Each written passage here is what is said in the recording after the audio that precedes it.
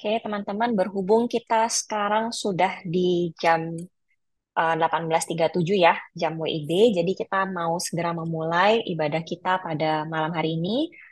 Em, Sebelum kita memulai ibadah kita mau bersama-sama berdoa.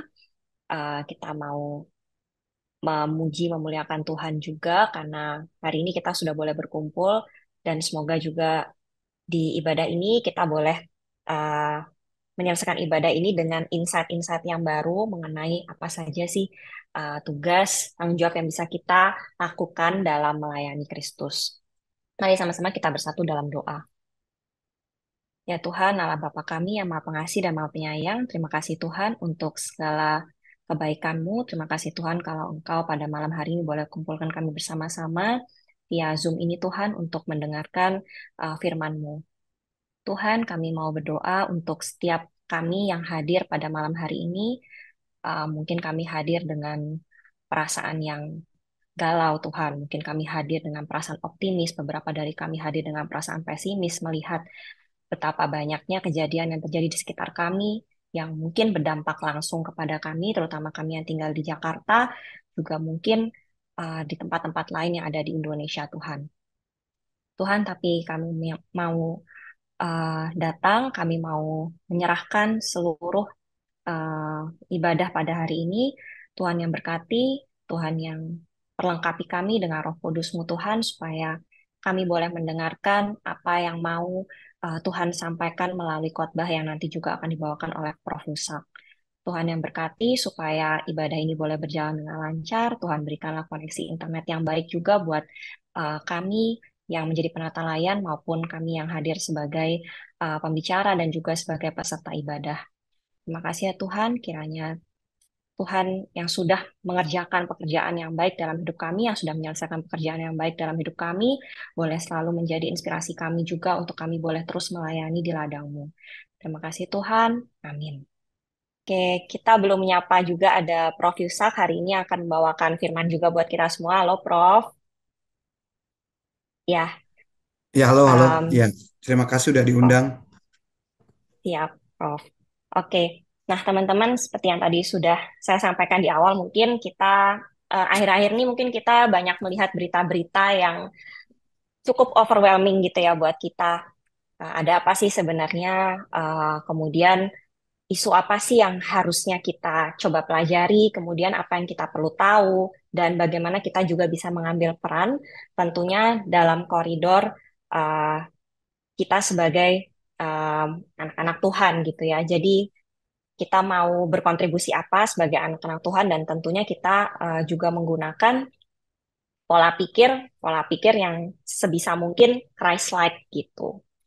Nah, jadi sebelum kita memulai ibadah kita hari ini, supaya kita lebih bersemangat, mari kita sama-sama menyanyikan lagu pembuka kita, yaitu Jangan Lelah.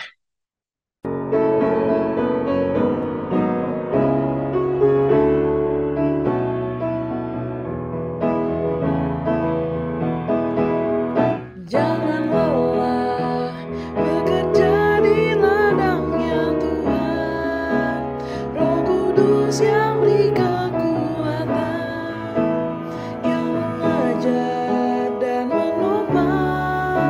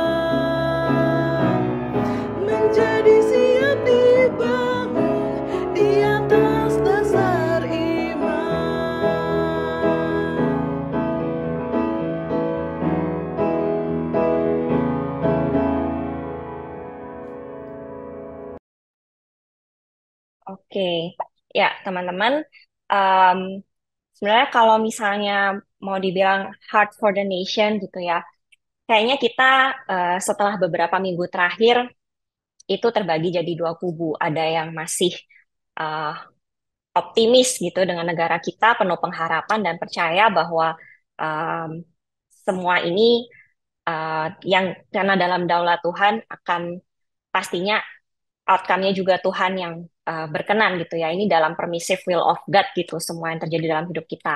Nah, em, tapi ada juga mungkin kubu yang saat ini merasa udah capek deh gitu, kita nggak pengen tahu rasanya heart for the nation tuh apa ya.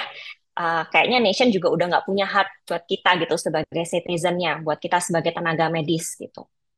Nah, sekarang kita mau sama-sama mendengarkan sharing dari alumni kita yang juga sekarang sedang menjalani pendidikan dokter spesialis anak di Undip, yaitu Dr. Jesslyn Tengkawan, Postgraduate Certificate Master of Public Health. Dan hari ini Dr. Jesslyn juga akan sharing bagaimana di tengah-tengah situasi yang membuat dia juga melihat berbagai masalah dan putus asa gitu. Dr. Jesslyn masih bisa mengambil peran untuk melayani orang-orang yang ada di sekitarnya. Kepada Dr. Jesslyn kami persilahkan. Selamat malam rekan-rekan sekalian. Sungguh bersyukur untuk kesempatan yang diberikan untuk berbagi dan sharing di Perkantas pada sesi kali ini. Sebenarnya diminta untuk sharing banyak hal ya, khususnya situasi Indonesia tentang isu medis terkini. Kalau mau ngomongin isu tuh pasti nggak ada habisnya, dan setiap kita, khususnya tenaga medis, pasti punya concern masing-masing. Misalnya kalau aku dalam isu bioethics, dalam isu korupsi, masalah kesehatan anak, dan juga masalah-masalah lain. Nah, kebetulan aku juga diminta untuk sharing mengenai Capella Project. Nah, sekilas, jadi Capella Project itu adalah suatu non-government organization atau NGO yang aku dan teman-temanku inisiasi atas dasar kepedulian dan concern dan kegemasan yang tadi itu terhadap isu-isu kesehatan anak, khususnya pertumbuhan dan perkembangan. Tapi sebenarnya emang kesehatan anak secara keseluruhan sih, karena banyak banget kan hal baik yang tentang kesehatan maupun non-kesehatan yang berpengaruh terhadap tumbuh kembang anak, baik secara langsung ataupun tidak langsung. Awal kita mulai itu sebelum aku sumpah dokter, waktu itu bingung sih, KDI udah selesai, terus kita bisa ngelakuin apa ya yang bisa bermanfaat buat orang banyak. Bener-bener cuma mikir, ya udah yang penting kita nyoba, kalau misalnya gagal nggak apa-apa, start more, and if it's even stays small ya nggak apa-apa juga. Tapi ya tetap cita-citanya besar dan untuk kemuliaan Tuhan. Tentunya sudah perubahan konsep berkali-kali. Kita tahu bahwa untuk melakukan suatu kegiatan itu harus kerjasama dengan berbagai pihak. Jadi kita juga coba ke beberapa dinkes, itu pun juga sempat ditolak berkali-kali. Tapi ya puji Tuhan, apabila memang kita memiliki suatu hal yang bukan untuk diri kita, tapi untuk kemuliaan Tuhan, pasti juga dibantu buka untuk jalannya. Akhirnya puji Tuhan kita bisa lakukan screening untuk ribuan anak-anak di Jakarta. Kemudian karena kita juga buka volunteer, buka tim rekrutmen juga dari teman-teman tenaga medis di luar Jakarta, itu jadi membuat teman-teman yang lain juga itu bisa melakukan proyek yang sama di tempat mereka berada. Proyek pertama kita itu screening pertumbuhan dan screening perkembangan. Jadi screening pertumbuhan dan perkembangan itu kita temani juga dengan penyuluhan dan kita lakukan rujukan. Jadi dari puskesmas untuk menuju ke dokter spesialis anak ataupun tumbuh kembang yang terdekat apabila memang ada developmental delay atau gangguan pertumbuhan yang sudah perlu diintervensi secara segera. Nah, akhirnya setelah kita melihat hal itu, loh kok banyak yang rujukannya akhirnya nggak jalan. Ternyata banyak sejawat yang di fase 1 tuh memang belum teredukasi atau mungkin belum terequip juga ya mengenai tumbuh kembang gitu. Jadi kita juga adakan pelatihan untuk semua puskesmas di Jakarta mengenai tumbuh kembang. Jadi bagaimana screening, deteksi dini, dan juga intervensi dini tumbuh kembang anak. Karena waktu itu yang kita lihat itu, kok rujukannya nggak dijalankan. Ternyata dari sejawat yang di MTBS bilang, oh iya nggak apa-apa, ini nanti juga bisa jalan sendiri. Padahal memang sebenarnya ada red flag-nya dan sudah harus dirujuk gitu. Jadi itu yang kita lihat, oh ternyata kita perlu nih untuk mengequip tenaga kesehatan di layanan primernya juga. Jadi waktu kita adakan pelatihan buat dokter-dokter puskesmas dan seminar tumbuh kembang. Kita bekerja sama dengan UI, juga dengan UGM, di NTB juga dengan UNRAM. Kita lakukan seminar Child Development Update. Kemudian setelah mencapai hal itu, kita mikir ini kita udah ada data nih pasiennya ternyata banyak yang delay dan kita nggak bisa mengandalkan kegiatan ini satu demi satu karena ini nggak sustainable. Jadi kita akhirnya membawakan hasil-hasil temuan kita ini ke IDAI dan juga ke Dinas Kesehatan setempat sehingga mereka juga aware dengan pentingnya tumbuh kembang anak. Karena sebenarnya mereka udah tahu nih 1000 hari pertama kehidupan penting, tapi bagaimana mengutilisasinya, program apa yang masih belum jalan, itu terkadang policy maker itu belum tentu mengetahui apakah policy yang dibuat itu sudah berjalan seideal mungkin atau belum. Dan menurutku yang waktu itu di lapangan dan concern dengan kebijakan, melihat ini butuh jembatan, sehingga kita berusaha menjembatani hal tersebut. Dan tentunya dengan data yang ada, kita juga publish, kita mendiseminasi datanya juga dengan presentasi poster ke jurnal. Waktu itu juga oral presentation di bagian Kemendikbud. Di saat aku berusaha melakukan sesuatu, Tuhan juga mengajarkan banyak hal dan aku juga dibukakan banyak hal yang ternyata banyak isu-isu yang aku nggak nyangka aku akan nemuin gitu. Jadi so keep exploring and it's okay if it stays small karena menurut aku di saat kita serahin ke Tuhan, Tuhan yang bekerja gitu. Jadi bukan masalah besar atau kecilnya kontribusi kita, tapi apakah kita mau dipakai atau enggak oleh Tuhan. Milikilah isu-isu yang bisa kita care sama-sama. Kita itu perlu bekerja sama. Jadi membangun negara kita tidak bisa hanya fokus ke satu isu. Itulah mengapa Tuhan menciptakan setiap kita tuh unik dengan hobi, dengan talenta, dengan concern, dan kerinduan yang berbeda-beda untuk setiap kita. Yang paling penting adalah yang pertama, ketahuilah apa yang menjadi kerinduan terbesar dari teman-teman sekalian. Isu apa sih yang menggelisahkan kalian dan bikin kalian itu gemes gitu ya, kalau bahasaku. Kemudian yang kedua, lakukanlah apa yang kalian bisa, tentunya dengan talenta dan yang sudah Tuhan kasih juga, terkait isu yang kita concern itu. Sekecil apapun itu, aku yakin tidak ada yang sia-sia. Bahkan berdoa untuk isu tersebut pun juga menjadi hal yang sangat penting, karena kita tahu ya kekuatan doa itu nggak bisa diremehkan. Kemudian yang terakhir, bijak dalam berkata-kata dan juga berperilaku, dan semuanya itu didasari dari bijak dalam berpikir. Mulai dari bersosial media, kemudian mengatakan sesuatu, memberikan opini kita, itu semua sebenarnya hal yang penting dan bisa disalurkan dengan baik apabila disalurkan dengan tepat. Ayat yang salah satu yang penting, akhirnya saudara-saudara semua yang benar, semua yang mulia, semua yang adil, semua yang suci, semua yang manis, semua yang sedap didengar, semua yang disebut kebajikan dan patut dipuji, pikirkanlah semuanya itu. Jadi sebelum kita melakukan suatu atau membahas isu apapun itu, yang pertama, apakah itu benar, apakah itu bermanfaat, apakah itu penting, apakah itu perlu, dan apakah itu baik untuk dikatakan, dipikirkan, ataupun dilakukan. Sebenarnya mungkin kita pusing ya, aduh ini sih dari zaman dulu sampai sekarang kok kayaknya nggak selesai-selesai isunya. Yang perlu diingat di sini adalah bahwa Tuhan itu berdaulat untuk segala sesuatunya. Jadi untuk resah dan gelisah itu sebenarnya kita nggak punya alasan. Dia bisa memakai situasi apapun untuk menjalankan keberdaulatannya dia. Ketika kita memiliki talenta, kita nggak menguburkannya, tapi kita mengembangkannya dan membuat itu untuk kemuliaan Tuhan. Sekian sharingnya. God bless, Tuhan memberkati.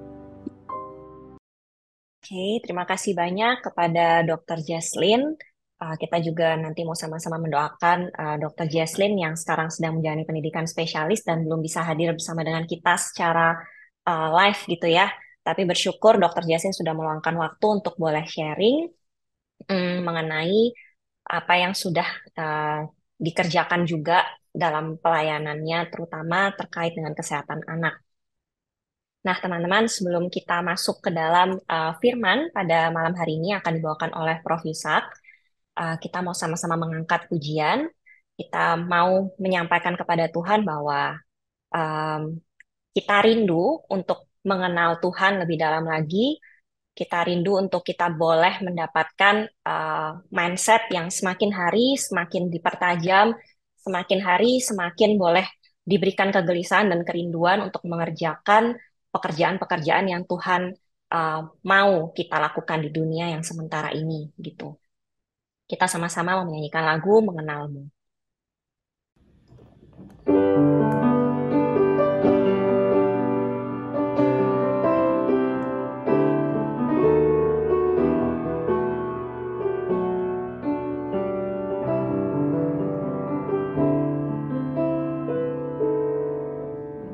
Bila ku buka mataku dan lihat wajahmu,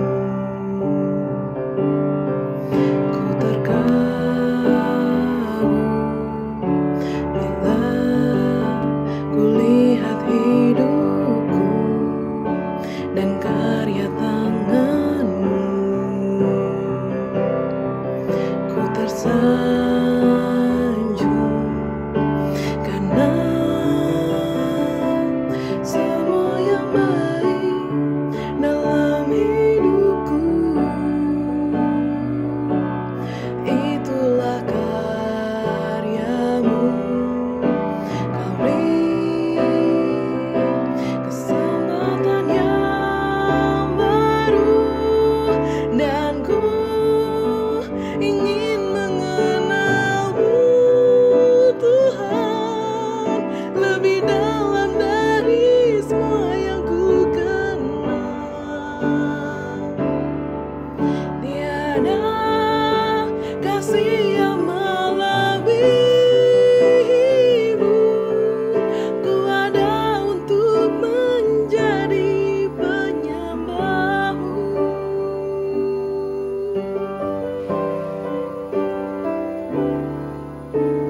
Bila ku buka mataku dan lihat wajahmu, aku terkagum. Bila ku lihat hidupku dan karya tanganmu, ku tersanjung. Karena semua yang baik dalam hidupku, itulah karyamu. Kau beri kesempatan yang baru, dan ku ingin mengenalmu, Tuhan, lebih dalam dari semua yang ku kenal. Tiada kasih yang melebihimu. Ku ada untuk menjadi penyembahmu, dan ku ingin mengenalmu, Tuhan, lebih dalam dari semua yang ku kenal. Tiada kasih yang melebihimu. Ku ada untuk menjadi penyembahmu. Ku ada untuk menjadi penyembahmu.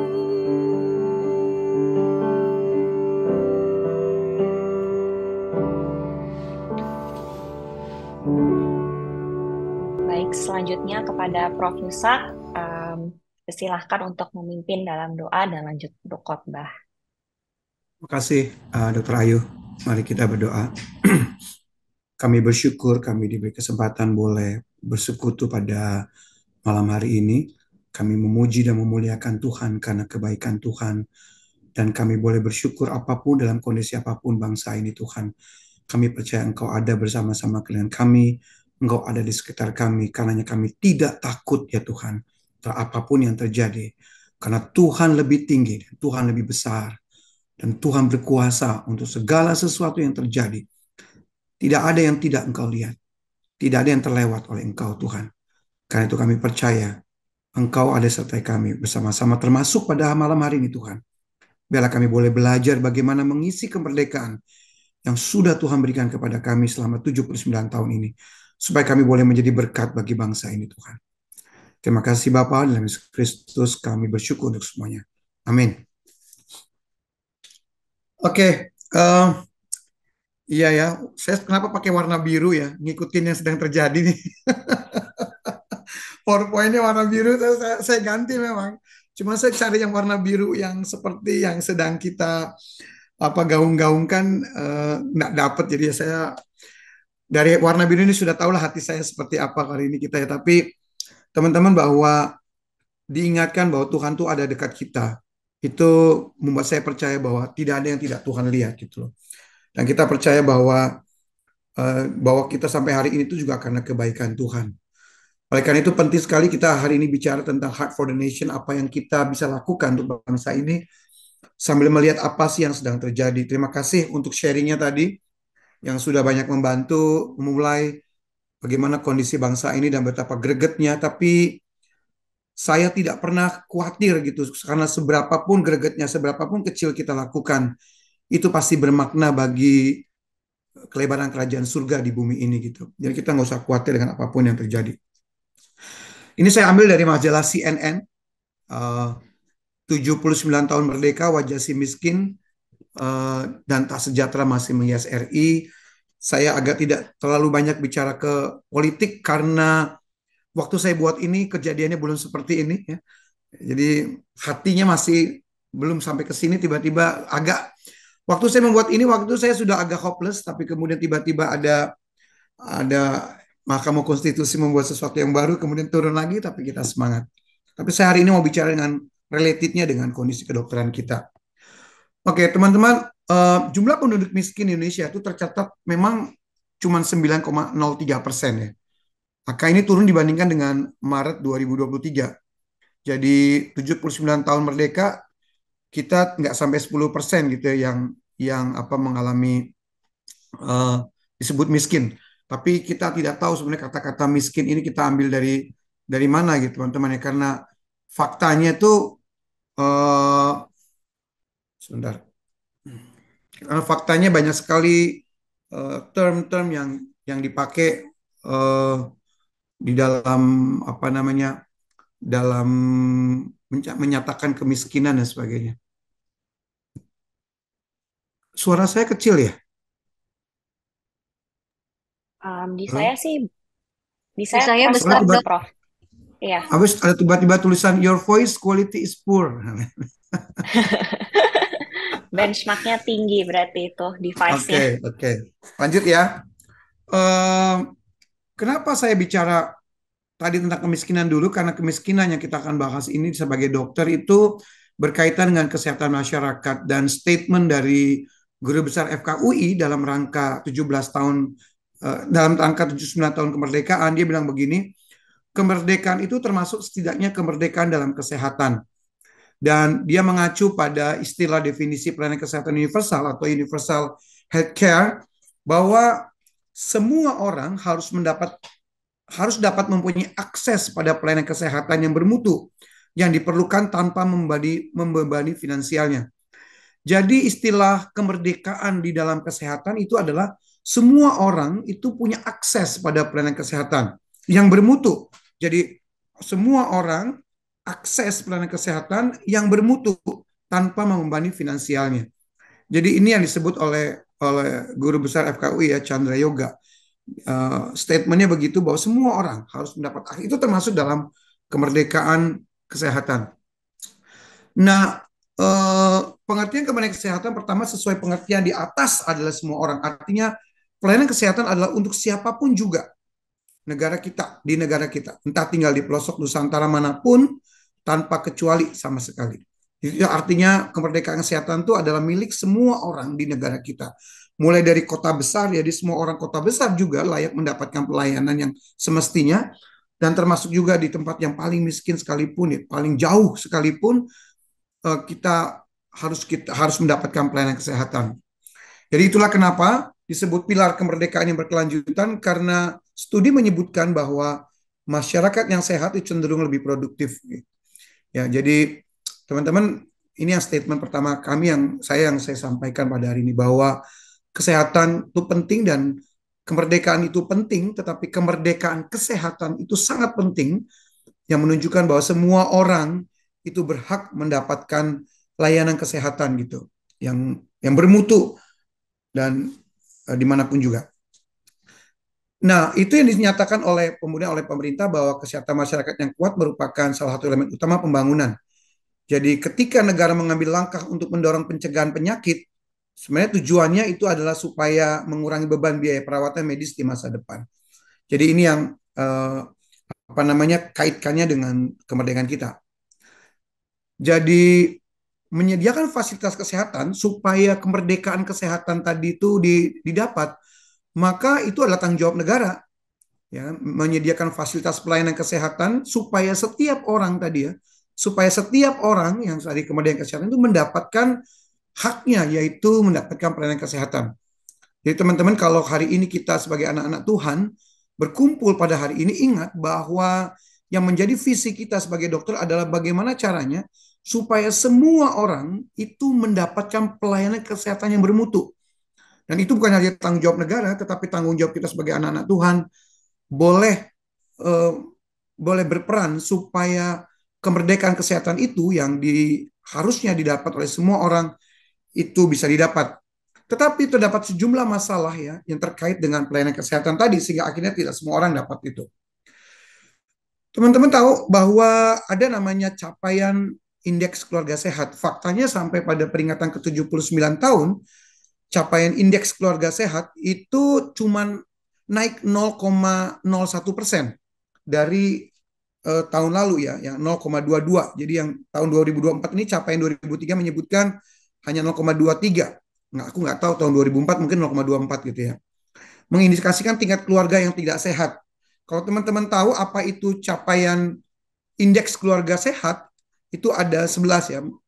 Jadi keluarga itu harus mengikuti program KB, melakukan persalinan di fasilitas kesehatan, bayi mendapat imunisasi dasar, bayi mendapat ASI eksklusif, balita mendapatkan pemantauan pertumbuhan.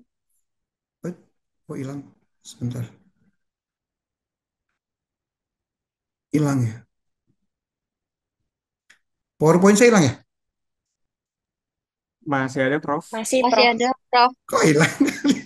Oh, ini. Ini, ya, oke. Jadi teman-teman lihat deh. Berarti sebenarnya angka 0,22 itu kecil banget, ya. Bayangkan, harusnya suatu keluarga tuh harus memiliki ini, Mbak, semua. Dia harus ke program KB, dia harus mendapatkan persalinan di fasilitas kesehatan, bayi itu harus diimunisasi, bayi harus mendapat ASI eksklusif, pemantauan pertumbuhan, penderita TBC mendapat pengobatan standar, penderita hipertensi rutin menjalani pengobatan. Jadi puskesmas dan klinik dimanapun berada, itu harus ada pengobatan hipertensinya. Penderita gangguan jiwa tidak terlantar dan mendapat pengobatan. Anggota keluarga tidak ada yang merokok. Baru tahu kita, ya. Keluarga memiliki akses ke sarana air bersih dan keluarga memiliki akses atau menggunakan jamban bersih. Jadi teman-teman, kalau suatu saat kita berdiskusi nih dengan teman-teman sama satu pelayanan nih di Persekutuan Medis Jakarta, apa yang kita bisa lakukan untuk orang-orang ini? Cek aja yang ini indeks keluarga sehat. Diantarin mana di dalam wilayah itu yang belum mendapatkan layanan ini gitu. Karena dengan membantu layanan ini sebenarnya kita sudah menolong mereka untuk bisa mendapatkan apa yang seharusnya mereka dapat di dalam kemerdekaan kesehatan ini gitu. Jadi menarik sekali gitu bahwa di dalam klinik, kalau kita misalnya layani klinik, ya dia harus mendapatkan pengobatan TBC standar. Ini karena standar yang dibuat hipertensi, jadi obat hipertensi itu harus ada. Gangguan jiwa juga harus ada. Dan harus ada penyuluhan keluarga. Dan ini yang paling penting, yang dua, akses ke sarana air bersih dan akses menggunakan jamban bersih. Jadi kalau kita teman-teman bersama teman-teman kita menolong satu wilayah untuk supaya mendapatkan akses ke sarana bersih, sebenarnya kita sedang menolong bangsa kita untuk supaya masyarakat ini boleh mendapatkan kemerdekaan di dalam kesehatan. Hak mereka untuk mendapatkan akses ke sarana air bersih dan akses untuk menggunakan jamban bersih. Ini yang saya lakukan bersama teman-teman di kota Soe, di sebuah desa namanya Desa Hane gitu. Kita membantu masyarakat yang harus keluar duit 3.000 dikali 3, jadi sekitar 100 sampai 200.000 untuk air bersih, untuk dia harus jalan atau minta tolong orang ke sungai yang terdekat gitu. Yang terdekatnya aja kira-kira 2 jam jauhnya. Lalu kami berusaha supaya bagaimana mereka memiliki sarana air bersih. Mereka bergotong royong, kita cari dana, dan akhirnya sekarang mereka boleh mendapatkan air bersih itu gitu. Jadi kira-kira itu yang bisa kita kerjakan saat ini. Nah, krisis dan tantangannya apa? Teman-teman, tahun 2023 awal itu dikejutkan dengan pemberitaan meninggalnya pasien dari kepulauan terluar, yaitu Kabupaten Pangkep, Sulawesi Selatan. Jadi dia harus menggunakan perahu selama 26 sampai 32 jam akibat minimnya fasilitas kesehatan dan keterbatasan dokter. Jadi ceritanya waktu itu dokternya kebetulan satunya sedang seminar dan satunya sedang keluar, sehingga tidak ada dokter. Dan oksigennya waktu itu kurang, aku baca dari Kompas tahun 2023, saya ambil ya. Korban yang berasal dari Pulau Sapuka, Kabupaten Pangkep ini merupakan pasien rujukan dari puskesmas setempat. Dia dirujuk untuk berobat ke Rumah Sakit Makassar, tapi itu oksigennya kurang. Ya kebetulan dokternya sudah tidak di tempat ya. Kemudian dia menderita sesak nafas dan meninggal di perahu saat perjalanan menuju ke rumah sakit di Makassar. Teman-teman, hal ini sebenarnya menunjukkan bahwa hak yang harusnya didapat oleh mereka untuk mendapatkan pengobatan tidak didapat gitu. Sesuai dengan tadi bilang kemerdekaan kesehatan, ya mereka tidak mendapatkan itu karena dia harus mendapatkan pengobatan yang layak untuk mencapai menggunakan perahu sampai 32 jam dan meninggal di sana. Ini juga sama, ketimpangan pelayanan sarana itu di potret buram pelayanan kesehatan di daerah terpencil Luwu Utara. Itu ini kisahnya adalah pustunya tutup ya, kemudian dia akhirnya harus membawa pasien itu dengan menggunakan mobil pick up. Ya ini pasti ceritanya banyak ya teman-teman, ini salah satu contoh aja di Konawe. Ya tapi sebenarnya kalau kita sharing teman-teman di puskesmas, di pedalaman, di daerah, itu sangat banget kejadian seperti ini. Nah ini mau saya sampaikan bahwa ternyata kemerdekaan 79 tahun itu belum mencapai kemerdekaan kesehatan yang seharusnya orang itu dapat gitu. Universitas Muhammadiyah Yogyakarta gitu pernah bilang begini, bahwa karena apa hal itu terjadi, karena bagaimana kita bicara masalah pelayanan kesehatan kalau persebaran dokter di Indonesia itu belum rata. 70% masih berpusat di Pulau Jawa. Kemarin saya mendapat informasi bahwa jumlah fakultas kedokteran terbaru itu kalau nggak salah ya sekitar hampir 130 gitu. Kalau kita lihat 130 berarti sehari itu satu angkatan meloloskan 100 saja, berarti sudah ribuan dokter yang lulus gitu. Tapi faktanya dari BPS ya, ini tahun 2022 itu ada 176.000 dokter, dan tapi sebarannya tuh 70% di Pulau Jawa. 30% sisanya berada di luar Pulau Jawa. Mungkin di 30% ini juga paling banyak di Sumatera dan di Sulawesi mungkin ya. Kalau kita lihat standar ideal World Health Organization, seorang dokter setidaknya melayani 1.000 penduduk. Jadi kalau jumlah penduduk Indonesia 270 juta jiwa, artinya ada 270.000 dokter di seluruh tanah air. Jadi dari 176.000 dokter Indonesia, keberadaannya tidak tersebar. Artinya sebenarnya kalau dia merata itu sudah hampir mencukupi ya. Sehingga mendorong terjadinya ketimpangan pelayanan kesehatan antara kota dan daerah. Kemenkes juga menyebutkan ada 650 puskesmas yang belum memiliki dokter. Banyak ya. Itu 2023 tuh. Dan 5.354 yang belum memiliki 9 jenis tenaga kesehatan lengkap. Dan 170 RSUD belum terpenuhi 7 pelayanan dokter spesialis. Saya pelayanan di Soe gitu, boro-boro 7 ya di RSUD kota itu. Ada pun 3 atau 4 ganti-ganti ya. Belum 1 tahun udah pindah semuanya. Rasio dokter dengan jumlah penduduk juga terhitung masih tinggi. Ya, begitulah yang terjadi di kondisi di bangsa kita. Fakta sekolah kedokteran Indonesia lebih dari separuh, ini bukan 4 lebih ya, ini saya salah, terletak di Pulau Jawa dan seluruhnya berlokasi di wilayah perkotaan. Setelah internship dan koasisten cenderung pindah ke perkotaan. Ya ini fakta. Saya punya anak-anak mahasiswa itu, mereka deg-degan ya, mereka berusaha supaya mereka dapat di kota, di kabupaten dekat mereka tinggal. Dan ada satu waktu itu yang dapat di Papua, dia itu stres, lalu kemudian saya ajak ngobrol, diskusi, saya buka petanya, saya buka wilayahnya dan kemudian dia bersemangat. Dia berangkat akhirnya.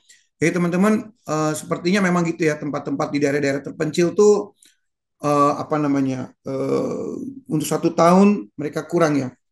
Rumah sakit Serukam itu sekarang dokternya tadinya 3, sekarang ada 4 atau 5 gitu ya. Dan mereka hanya mau stay 1 tahun rata-rata. Padahal tempatnya tidak jauh dari kota, itu 1 tahun 1 jam ke kota Singkawang. Tapi kalau teman-teman tahu rumah sakit Serukam itu dokter umumnya sekarang ya yang jaga itu cuma 3. Itu anak saya tuh kalau jaga tuh setiap 3 hari itu. Dan itu pulang pun dia tidak tidur karena dia harus jaga di klinik.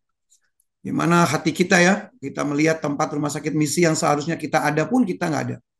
Teman-teman, dulu saya praktek PTT di Kalimantan Barat, di kota Sintang, itu di desa di Kecamatan Menukung. Jadi kira-kira kalau ada di Kalimantan Barat ini, saya harus ke Pontianak sekian belas jam, lalu ke kota Sintang, dari Sintang ke Nangapino, dari situ kira-kira 3 jam naik speedboat.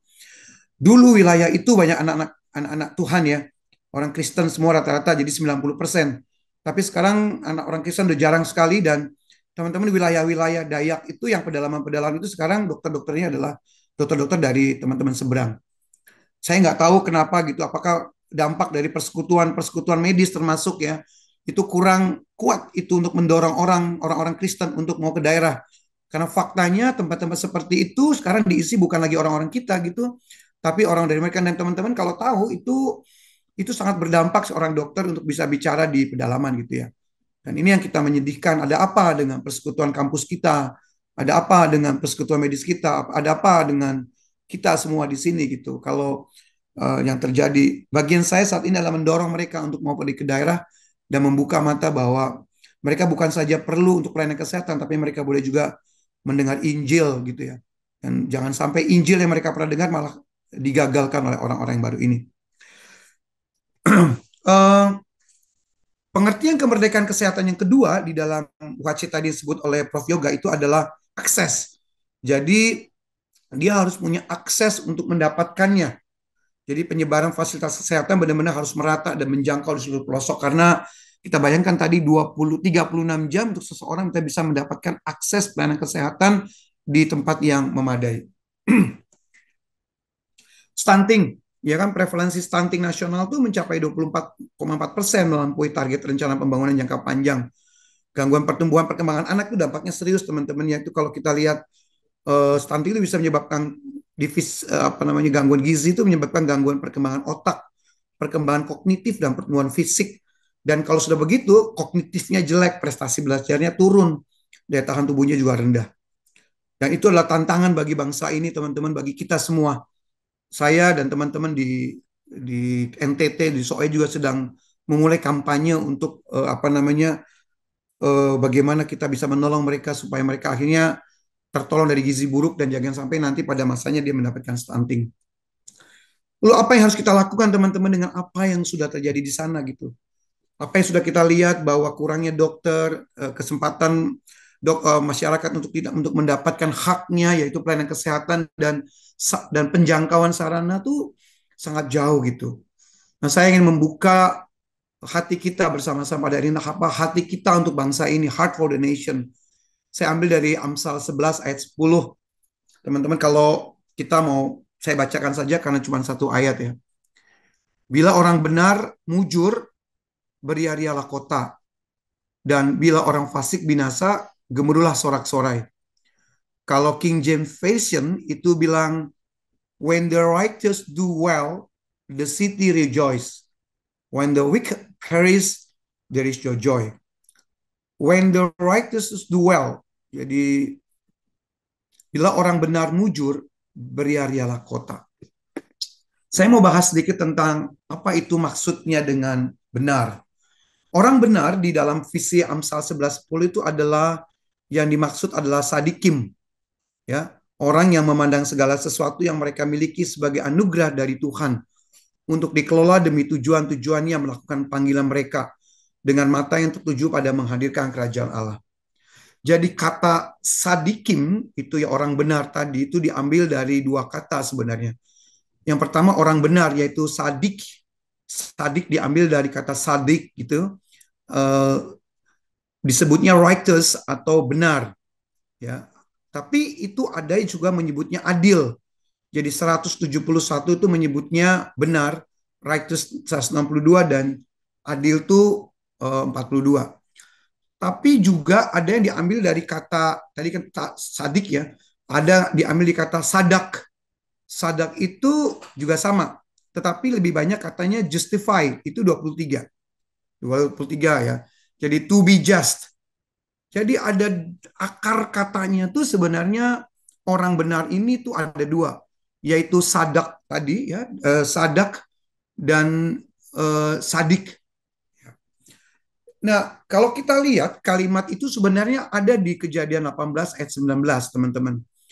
Eh, Kalau kita tahu waktu Abraham ya, terus Tuhan bilang bahwa sebab aku telah memilih dia supaya diperintahnya kepada anak-anaknya dan kepada keturunannya, supaya tetap hidup menurut jalan yang ditunjukkan Tuhan. Sudah bilang apa yang harus dilakukan kepada Abraham waktu itu kan, dengan melakukan kebenaran dan keadilan, dan supaya Tuhan memenuhi kepada Abraham apa yang dijanjikannya. Kalimat kebenaran dan keadilan itu kalimatnya adalah doing what is right and just. Then the Lord will give to Abraham what he promised him. Jadi Tuhan akan memenuhi kepada Abraham apa yang dijanjikannya. Ya asalkan tadi bilang bahwa Abraham melakukan kebenaran dan keadilan. Itu doing what is right and just. Jadi right itu ya, kebenaran tadi itu diambil dari kata sadekah tadi. Nah, sadekah itu diambil katanya lebih ternyata berhubungan dengan relasi. Jadi hubungan dengan Tuhan yang berdampak pada hubungan dengan manusia. Jadi kalau kamu teman-teman tadi baca kata-kata sadikin, ya, sadak itu sebenarnya hampir sama dengan sadekah, yaitu suatu hubungan dengan Tuhan yang berdampak pada hubungan dengan manusia. Jadi hubungan ke atas itu berdampak pada hubungannya ke bawah. Ya kan, jadi kalau kalimat kata tadi yang dibilang Amsal 11 ayat 10, bila orang benar, jadi bila orang yang sadik tadi, orang benar tadi itu ya, itu mujur, maka berialah kota. Jadi kalau kita lihat, kalau orang tadi memiliki hubungan dengan Tuhan yang benar tadi, maka dampaknya itu pada hubungan dengan manusia. Saya nggak tahu apakah kemudian bahasa ini dipakai sedekah gitu ya, sedekah gitu diambil dari situ, saya tidak tahu. Tapi keadilan yang dimaksud yang kedua itu adalah mispat. Jadi sedekah itu bicara dengan hubungan, sedangkan mispat itu bicara tentang justice. Ada dua justice yang disebut di sini. Yang pertama adalah retributive justice dan restorative justice. Retributive justice adalah keadilan yang harus didapat seseorang atas apa yang dilakukannya. Tapi restorative justice itu lebih kepada keadilan yang membangun, yang memperbaiki. Jadi teman-teman kalau kita lihat kalimat sadekah, ya, kebenaran dan keadilan ini gitu. Bila orang benar itu wujud, bila orang yang tadi memiliki hubungan dengan Tuhan yang akan membawa dampak pada hubungan manusia, akar kota tempat dia tinggal itu akan beria-ria gitu. Dan kemudian orang ini melakukan restoratif justice, ya, keadilan yang dilakukan dengan sengaja. Jadi restoratif justice itu adalah keadilan sengaja. Jadi teman-teman, sadikim atau orang benar tadi itu mempunyai 3 dimensi. Dimensi pertama itu dimensi ke atas, yaitu hubungan antara manusia dengan Tuhannya. Jadi kalau kita adalah orang benar, yaitu orang yang dibenarkan, lalu kita punya hubungan dengan Tuhan, ya orang yang dibenarkan, maka kita harus punya dimensi ke atasnya, itu orientasinya hanya kepada Tuhan. Hidup kita sebagai seorang dokter yang dibenarkan, itu orientasinya mau tidak mau hanya kepada Tuhan. Yang berarti bahwa dalam menjalankan panggilannya, itu dia tidak terjerumus dalam mengidolakan pekerjaannya. Maksudnya sebagai dokternya. Jadi orang banyak hanyut itu di dalam idola sebagai dokternya gitu. Kalau kita lihat sekarang teman-teman, banyak sekali aplikasi-aplikasi, entah itu YouTube, entah TikTok atau Instagram, yang menunjukkan kepada dia lebih mengidolakan pekerjaannya sebagai dokter gitu. Tetapi tidak menunjukkan bagaimana dia menjalankan panggilannya sebagai dokter itu yang orientasinya hanya kepada Tuhan. Jadi identitas utama mereka itu bukan dokter bajunya, Tapi bagaimana identitasnya Sadikim itu adalah hubungan mereka dengan Tuhan. Teman-teman, kalau kita sudah dipanggil oleh Tuhan, kalau kita sudah menerima Kristus sebagai Tuhan Yesus sama satu-satunya, maka waktu kita menggunakan baju dokter itu sebenarnya adalah baju yang biasa, yang tetap orientasinya kepada Tuhan. Sehingga memang tantangan terberat saya dalam bekerja di rumah sakit ini adalah bagaimana supaya hidup saya senantiasa dari waktu datang sebagai dokter dengan menggunakan baju dokter gitu, sampai dia pulang tetap terus orientasinya kepada Tuhan dan tidak kepada diri saya cuma sekedar dokter gitu. Dan bagaimana orang mengenal hubungan saya dengan Tuhan itu, sehingga mereka waktu diobatin tuh mereka melihat Tuhan yang ada dalam diri saya. Saya teringat gitu ya Paul Brand gitu. Paul Brand itu waktu dia eh, mengobati orang kusta, dan suatu orang kusta itu suatu saat bertemu dengan penulis buku, dia bilang, eh, kalau kamu sakit kusta lagi mau enggak? Dia bilang aku mau sakit kusta lagi supaya aku bersyukur karena dengan itu aku bertemu dengan Paul Brand dan Tuhan yang hidup di dalamnya. Teman-teman, menarik sekali kalimatnya, bahwa aku kemudian mengenal Paul Brand dengan Tuhan yang hidup di dalamnya. Dan saya ingin sekali hidup saya itu adalah hidup seorang dokter yang kalau bisa waktu mereka mengenal saya, yang utama adalah Tuhan yang hidup di dalam saya. Jadi orientasi saya kepada Tuhan itu membuat mereka mengenal saya. Tapi sebenarnya yang dikenal itu adalah Tuhan yang hidup di dalam saya. Itulah bagaimana hidup kita sebagai dokter itu, kalau kita ingin melakukan hubungan kita dengan Tuhan supaya hubungan kita dengan manusia, dampak kita kepada manusia itu boleh berdampak, maka the first yang harus kita lakukan adalah bagaimana kita hidup kita vertikalnya itu baik. Maka pasti ke sampingnya akan baik. Dimensi ke dalam yang kedua adalah dimensi internal, yaitu belas kasihan. Seorang dokter yang sudah menerima Kristus sebagai Tuhan Yesus sama satu-satunya yang dibenarkan, maka dia punya dimensi internalnya itu adalah belas kasihan. Sama seperti Yesus yang melihat orang banyak itu tergerak hatinya dengan belas kasihan. Teman-teman, kalimat belas kasihan itu atau compassion itu maksudnya adalah perhatian yang baik hati dan rasa kasihan yang memberikan kelegaan kepada orang yang tidak beruntung.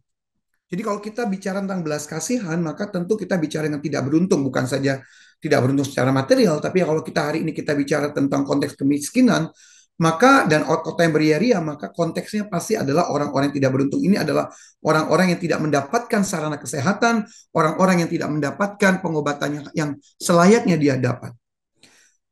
Belas kasihan itu seringkali diterjemahkan dari kata rahamim, ya, apa rahim ya. Tapi dalam Matius 9 atau kemudian Matius yang berikutnya dipakai kata spaknizomai. Spaknizomai itu seperti, kalau Alkitab seringkali itu menggunakan bahasa anatomi ya. Makanya waktu itu saya bingung kata hati kok di dada ya, di jantung ya. Hati kan di kanan ya, di bawah ya. Padahal tapi kalau bilang hati tetap mengarahnya ke jantung. Ya, spaknizoma itu move in his innermost being. Jadi ususnya seperti bergerak, seperti mau muntah rasanya. Itulah compassion-nya. Kata spaknizoma itu 12 kali dalam Alkitab, 11 kali penggunaan ditujukan pada pribadi Yesus secara langsung. Dan satu kali itu dipakai kepada orang Samaria yang baik hati itu. Sehingga saya berpikir bahwa orang Samaria ini menunjukkan tentang Yesus, karena 12 kali itu disebut, 11-nya itu berbicara tentang itu. Jadi teman-teman, seorang dokter, seorang sadikin itu haruslah memiliki belas kasihan. Sama seperti belas kasihan yang ditunjukkan Yesus, yang kalau melihat orang itu rasanya hatinya seperti tergerak ingin mual gitu ya. Saya susah untuk mengutarakannya. Mungkin seperti begini, kalau kita dekat tempat sampah gitu ya, rasanya mau mual kayak gila gitulah. Ya, seperti Yesus melihat orang domba itu, seperti itulah rasanya Yesus kasihan melihat mereka. Jadi dimensi ke dalam tuh aplikasinya apa? Belas kasihan itu adalah para sadikim dengan sengaja itu mencari paparan kepada orang-orang yang membutuhkan. Jadi sadikim itu bukan begini, bukan cuman berjalan lalu ada orang yang datang kepada kita baru kita memiliki belas kasihan, tidak. Tapi kita, para sadikim itu dengan sengaja mencari paparan kepada orang yang membutuhkan. Jadi kalau kita nih dokter sekarang bukan cuma sekedar dokter kemudian orang datang kepada kita orang dia perlu dia tidak. Kita harus dengan sengaja. Waktu kita jalan naik mobil kita melihat ada orang yang kurang. Waktu kita berada di satu tempat membaca koran lalu ada orang yang kekurangan. Lalu kita datengin dia itu dengan sengaja. Karena mengetahui bahwa Tuhan adalah pemilik sebenarnya dari semua yang kita miliki.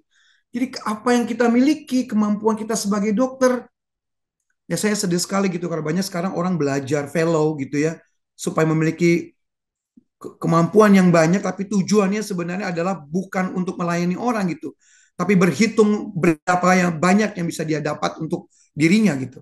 Tapi sebenarnya mereka mau bersedia membagikan sumber daya dan bakat untuk kebahagiaan seluruh komunitas. Jadi kalau hari ini saya bisa menyuntik ya, menyuntik maka saya harus tahu bahwa suntikan saya itu yang saya memiliki kompetensi itu saya harus bagikan teman-teman bukan aja untuk orang-orang di sini tempat saya bekerja. Itulah kenapa saya pergi ke Serukam, saya pergi ke Palu, saya pergi ke Soe dengan sengaja supaya saya boleh membagikan ilmu suntik saya yang sedemikian itu yang saya dapat dari Tuhan. Saya belajar di mana-mana supaya orang lain boleh menikmati itu gitu. Menikmati anugerah yang Tuhan berikan kepada saya itu. Jadi kita mengambil langkah-langkah yang disengaja teman-teman. Bukan cuma kebetulan. Tapi benar-benar kita berniat untuk bergerak. Kalau kita lihat bangsa kita kemerdekaan ini kesehatan belum tercapai, maka kita sebagai para sadikim, kita harus dengan sengaja kita datengin mereka. Kita cari mereka. Kita bantu mereka. Karena kita punya sumber daya yang sangat mumpuni untuk menolong mereka. Jadi ya dimensi keluar itu ketiga, dimensi ke atas, ke dalam, dan keluar. Itu bagaimana cinta vertikal kita kepada Tuhan itu diungkapkan dengan cinta horizontal terhadap dunia dan manusia yang diciptakannya. Jadi teman-teman dimulai dari tadi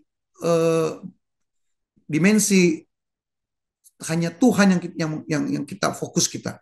Lalu kita punya belas kasihan dan sekarang dengan keduanya itu maka cinta vertikal itu harus diungkapkan dalam cinta horizontal terhadap dunia dan manusia yang diciptakannya gitu. Termasuk adalah orang-orang yang belum mendapatkan pelayanan kesehatan yang seharusnya.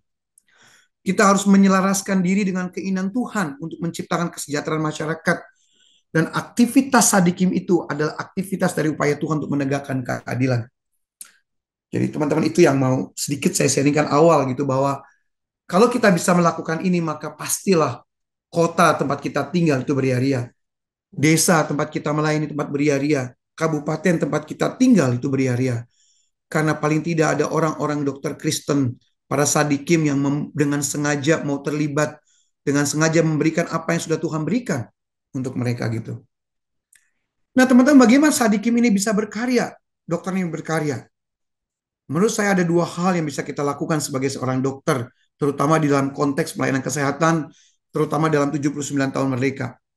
Yaitu pertama, terlibat secara konstruktif. Kita ikut membangun mereka. Yang kedua, tinggal di dalam dunia ini, tapi bukan berasal dari dunia. Kita bersama-sama dengan orang yang tinggal bersama-sama dengan kita. Kita tinggal di kota, tinggal di desa. Tetapi dengan saat yang sama, kita dengan sengaja terlibat dengan sungguh-sungguh dan sengaja. Keterlibatan konstruktif membangun suatu tempat, suatu wilayah. Saya tadi setuju sekali dengan apa tadi diseringkan gitu ya teman kita tadi residen anak itu bahwa kita dengan sengaja mengkonstruksikan dunia ini kesehatan kita bukan dengan tidak sengaja tapi dengan sungguh-sungguh. Fakta bahwa memang faktanya orang Kristen itu hidup dalam aktivitas sehari-hari bersama masyarakat. Kita tinggal dalam area publik sehingga sebenarnya kita mudah menolong mereka ya teman-teman. Dan kehidupan kita yang rutin lakukan sebagai dokter itu sebenarnya itu yang sadikim kita lakukan gitu, menyaksikan iman Kristen kita. Jadi sebenarnya paling sederhana itu adalah dua hal tadi, konstruktif dengan sengaja. Dan yang kedua tadi menjadi di dalam dunia. Karena kita memang harus menyaksikan iman Kristen kita bersama-sama dalam kehidupan kita. Ini contohnya apa yang dilakukan oleh Yeremia. Yeremia mendorong mereka aja secara konstruktif mengupayakan berkat bagi tetangga. Kemudian mensejahterakan kota, itu ada pengusaha, ada pegawai negeri, ada politician. Itu adalah sadikim, itulah umat yang berkarya di area publik seperti kita. Kita juga diperintahkan untuk mencari nafkah oleh pekerjaan baik. Saya ngambil contoh sadikim di dalam kehidupan real. Ini yang terjadi waktu terjadinya time of plague, teman-teman pernah dengar gitu ya. Terjadi wabah yang mengerikan, ya kehancuran luar biasa akibat penyakit ini gitu. Nah, semua orang gemetar dan melarikan diri dari penularan karena waktu itu menular dengan cepat sekali, menghindari teman-teman yang tertular. Tapi teman-teman udah di situ, di abad kedua itu yang Kartik itu, komunitas Kristen tuh berespon. Ini adalah sadikim-sadikim yang tinggal gitu ya, yang ada di komunitas, tinggal di kota Carthage itu. Mereka berkumpul di jalan-jalan dan membawa yang sakit ke rumah mereka untuk dirawat. Jadi mereka tahu bahwa mereka itu harus melakukan sesuatu. Mereka tahu mereka tinggal bersama-sama, tapi mereka memalu mereka. Yang miskin diberi makan, dikuburkan secara cuma-cuma. Bila meninggal, anak yatim piatu dan janda napi mereka pelihara. Nah, pada saat itu teman-teman, 369 masih Sin Basil dari Kaseria itu mendirikan rumah sakit dengan 300 tempat tidur. Itulah pertama kali rumah sakit besar dibangun, terutama untuk korban penyakit pes. Dan komunitas orang ini, kalau menurut saya ini mereka sadikim-sadikim itu yang sengaja, dengan sengaja dia mendirikan rumah sakit. Ya kan, lalu dokter-dokter tetap tinggal di situ walaupun banyak orang melarikan diri. Dan itulah yang tadi saya bilang, secara konstruktif, bagaimana ini contoh dari seorang Basil dari Kaseria. Dia mendirikan rumah sakit. Lalu bagaimana dengan kita, teman-teman? Kita punya banyak hal yang bisa kita lakukan untuk secara konstruktif, dengan sengaja. Membuat klinik kah, membuat suatu pelayanan kah, membuat satu yayasan lah. Kita tidak tahu. Tapi prinsipnya kita harus dengan sengaja dan secara konstruktif membantu bangsa ini. Jadi ini yang tadi saya ceritakan, rumah sakit Basil of Caesarea. Teman-teman tuh mungkin tahu ya, Thomas Sydenham. Dia termasuk orang yang waktu itu terlibat ya. Dia banyak karyanya. Tapi prinsipnya dia adalah sadikim juga di dalam pelayanan kesehatan. Dia yang memulai penekanan perawatan holistik pada pasien. Jadi bukan hanya pengobatan antibiotik waktu itu. Thomas Sydenham menolong dia bukan hanya untuk secara mengobati infeksi, tetapi waktu perawatan holistik. Dia bukan hanya obat saja, tetapi makanan, minuman, lalu airnya dan sebagainya. Itulah yang dimulai oleh Thomas Sydenham. Dan dia disebut sebagai seorang dokter wabah pemberani yang tidak meninggalkan orang sakit dan sekarat selama wabah. William Booth mungkin teman-teman juga tahu, dia secara sengaja dan konstruktif ya, dia membangun ya kebutuhan orang miskin di kota. Kalau kita tahu pelayanan mata dia ya, William Booth ini sama. Kemudian ini Dame Cicely Saunders ya, dia dengan sengaja mendirikan rumah sakit untuk pelayanan paliatif untuk orang-orang yang menderita kanker. Dia terkenal untuk pelayanan terminal illness-nya.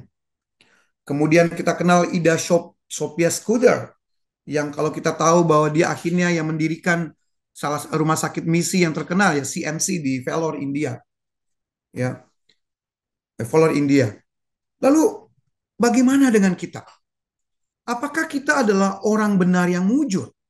Apakah kita orang benar, orang sadikin tadi, orang yang tadi dibilang yang sudah dibenarkan, orang yang memiliki relasi dengan Tuhan yang baik gitu. Yang seharusnya kemudian kita vertikal itu membawa horizontal kepada orang-orang yang tinggal di tempat kita. Atau apakah orang-orang yang tinggal di dalam kota tempat kita tinggal itu beria-ria karena kita ada gitu. Karena kehadiran kita itu dengan sengaja memberi dan tinggal bersama-sama mereka, menolong mereka.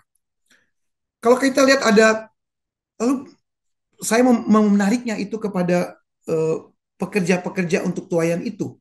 Teman-teman tahu bahwa apa yang terjadi pada masyarakat Indonesia yang belum mendapatkan pelayanan kesehatan atau kemerdekaan kesehatan tadi. Tuhan Yesus bilang bahwa mereka tergerak oleh belas kasihan. Tapi menariknya teman-teman ya, waktu belas kasihan kita, Yesus terhadap domba-domba itu, kalimat berikutnya menarik adalah bukan lagi dia bicara tentang domba, tetapi dia bicara begini, tuayan memang banyak, tetapi pekerja sedikit. Menarik ya, ini ada shift kalau kita lihat belas kasihan kita melihat bangsa kita nih. Ya, kita kasihan melihat bangsa kita di mana orang-orang belum mendapatkan.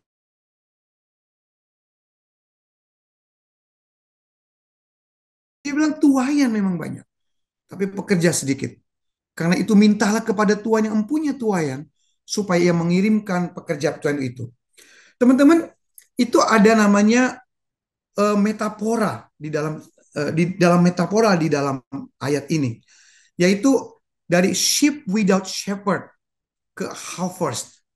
Jadi sebelum Matius 9 ayat 37, fokus dari keseluruhan Matius itu ada pada Jesus work with people's need by the loving shepherd. Itu pekerjaan Yesus kepada orang-orang yang memerlukan itu dengan gembala yang mengasihinya. Tetapi ayat 37 dan seterusnya itu berpindah. Dia tidak bicara tentang pekerjaan Yesus, tetapi dia berpindah kepada our work. Dia bilang pekerja-pekerja itu. Ya, mereka Tuhan perlu pekerja-pekerja yang menabur, yang akan menuai tuaian-tuaian itu. Ayat 37 berpindah di mana fokusnya bukan lagi Yesus work, tapi our work with God needs made by His people. Jadi sekarang ini adalah bagian kita. Ya, bagian kita untuk melakukan apa yang Tuhan mau, karena Tuhan mau supaya tuaian ini harus ada yang penuaikan gitu. Makanya dibilang karena itu mintalah kepada Tuhan yang punya tuaian supaya mengirimkan pekerja-pekerja untuk tuaian itu. Jadi Tuhan akan rencananya untuk dunia ini termasuk untuk kesehatan orang-orang Indonesia. Tapi pada saat yang untuk melakukannya, untuk menyelesaikan rencananya. Kata harvest ditulis 3 kali dalam ayat 37-38, mengimplikasikan suatu kesegeraan atau urgency. Kalau kita lihat 3 kali ya, waktu Yesus, segala sesuatu kalau ber3 kali di Alkitab, itu biasanya ada poin yang pentingnya. Ya, poin pentingnya kalau saya sebutkan di sini adalah masalah kesergaan. Karena apa? Karena kalau tuai untuk hasil panen itu tidak segera dituai, maka dia rusak. Itulah kenapa dia bilang cepat ambil penuainya, panggil penuainya. Karena apa? Kalau tidak, maka tuai ini akan rusak, terbuang. Jadi teman-teman, ayo mau nggak kita bergabung dengan tim pemanen yang bekerja siang malam untuk tuai kita? Maukah kita sebagai dokter, sebagai sadikim ini gitu, bergabung dengan tim pemanen supaya hasil panen ini tidak rusak, tidak terbuang sia-sia? Kita sebagai dokter harus mau terlibat di dalam itu. Dan apa yang bisa kita lakukan? Ada beberapa hal yang bisa sudah Tuhan berikan kepada kita. Pertama, dokter Kristen bisa berkarya melalui pelayanan yang berbasis kasih. Kita harus melayani mereka dan memberikan pelayanan kepada semua orang tanpa memandang latar belakang ekonomi mereka. Tanpa memandang latar belakang ekonomi mereka gitu. Jadi marilah teman-teman, the first thing yang kita lakukan di dalam peran kita sebagai sadikim, sebagai dokter Kristen yang ada di tempat kita berada, supaya orang yang ada di situ beria-ria, maka layanilah mereka dengan belas kasih. That's number one. Sama seperti Kristus berbelas kasih. Sama seperti tadi bilang compassion. Sama seperti dia memiliki splagmizomai, usus yang bergerak keluar untuk menolong mereka. Gitu. Yang kedua, kita bisa melakukan misi kesehatan. Kalau kita punya sesuatu yang baik, yang kuat, kita bisa tolong mereka ke daerah-daerah miskin yang belum punya tempat pelayanan. Supaya mereka mencicipi kehadiran kerajaan Allah, ilmu-ilmu terbaik, ya alat-alat terbaik. Suatu tempat mereka tidak punya USG, kita bawa itu USG ke situ, mereka kita tinggal di situ, kita tolong mereka ke situ gitu. Ya kan, bisa berikan pelayanan medis di situ. Kalau memang belum ada dokter, kita rutinkan datang. Jangan cuma datang pergi, tapi bagaimana caranya supaya konsistensi itu terjadi. Ketiga, kita bisa bikin klinik tidak berbayar untuk menolong mereka.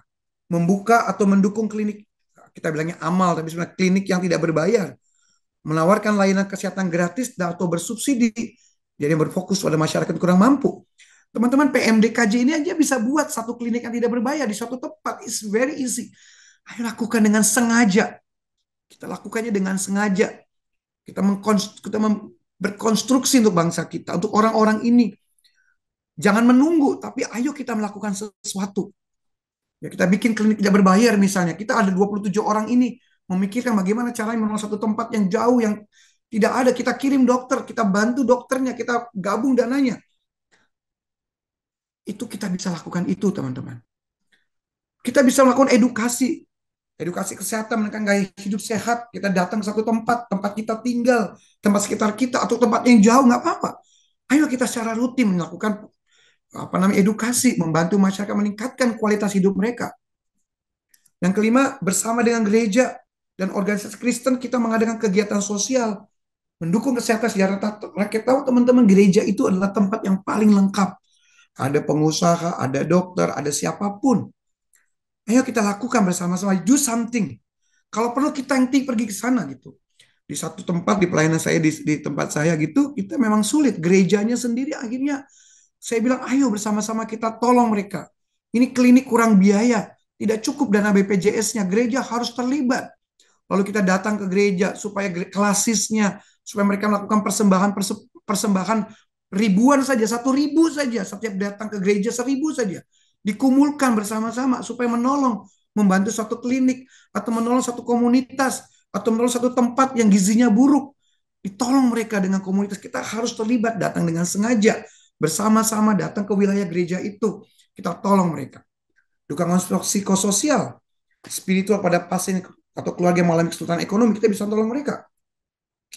Dan terakhir, pelatihan dan pemberdayaan. Kita bisa melatih masyarakat setempat dalam keterampilan dasar kesehatan. Kita tolong mereka.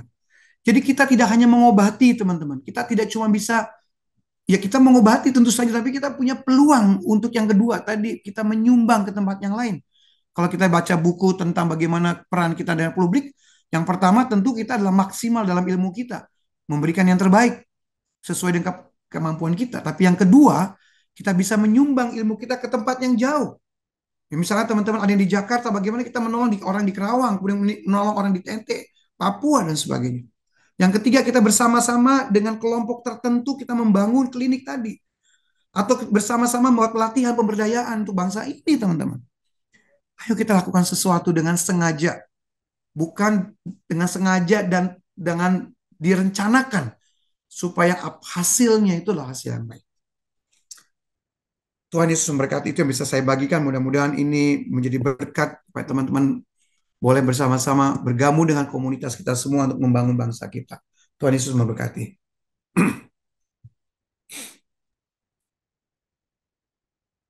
Terima kasih banyak untuk firman yang sudah dibawakan oleh Prof. Yusak. Sebelumnya mohon maaf apakah suara saya jelas karena koneksi internet saya agak kurang stabil dari tadi. Dari Bali ya? Yuk. Semoga jelas ya. Iya, Prof. Oke. Prof, izin ya, kita masih punya waktu beberapa menit nih, Prof. Jadi kita akan adakan sesi tanya jawab buat semua teman-teman yang bergabung di sini. Selama 10 menit ke depan mungkin kita akan ngobrol-ngobrol. Kalau ada teman-teman yang punya pertanyaan, boleh langsung raise hand.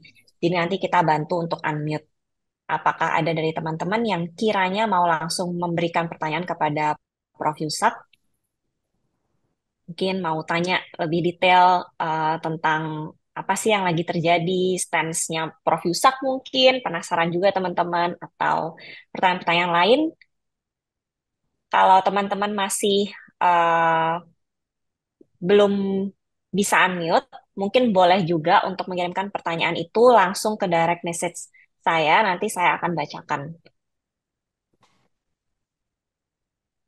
Oke, karena belum ada, mungkin pertanyaan saya dulu ya, Prof ya.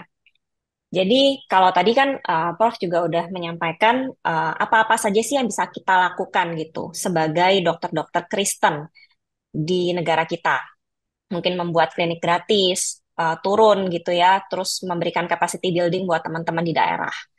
Nah, cuma yang susah itu mungkin dari bagaimana kita mengekspos diri kita dengan bagaimana cara untuk menumbuhkan motivasi itu, Prof. Jadi maksudnya yang sering saya rasa berat buat kita adalah kita kadang kurang merasa digelisahkan gitu, karena kita sibuk dengan dapur kita pribadi gitu kan, dengan segala agenda kita pribadi dan kita kadang kurang digelisahkan tentang orang lain gitu. Apa sih yang mau kita berikan buat orang lain gitu.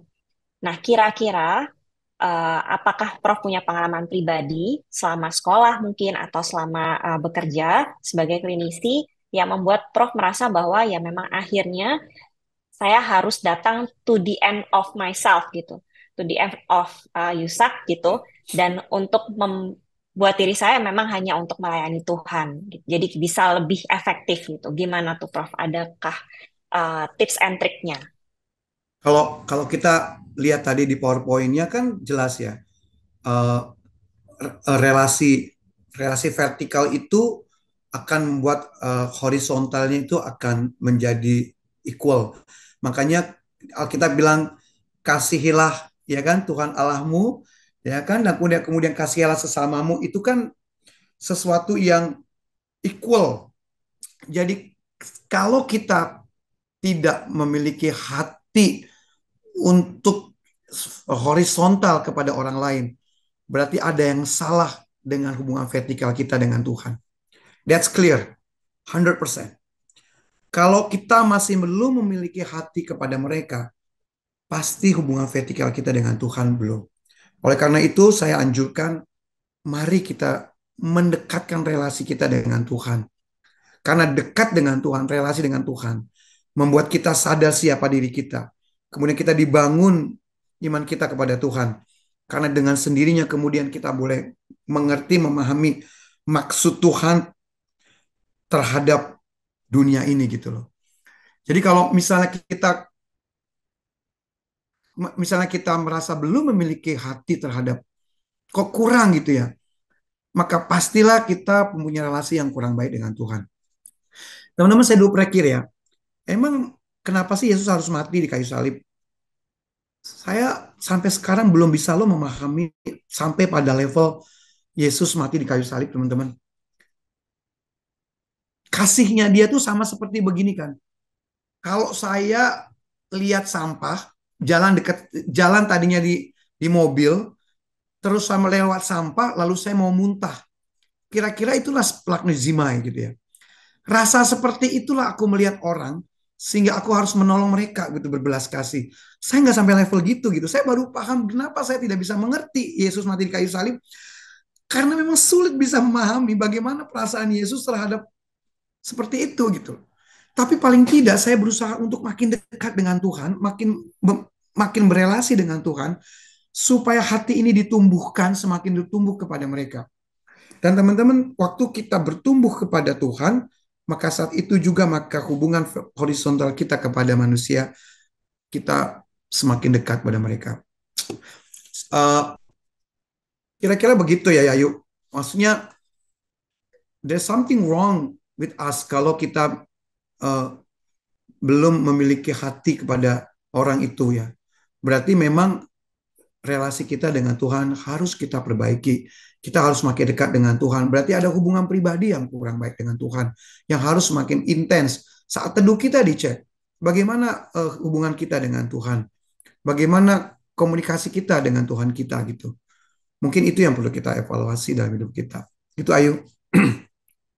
Ya, terima kasih banyak Prof. Sangat ini ya, menampar banget. Karena ternyata bahwa konsekuensi mencintai Tuhan, konsekuensi memiliki hubungan vertikal yang baik dengan Tuhan adalah kita juga harus menangis dan mengasihi sesama yang dikasih oleh Tuhan gitu ya, Prof. Jadi tentunya dengan itu kita bisa memperbaiki juga hubungan horizontal kita.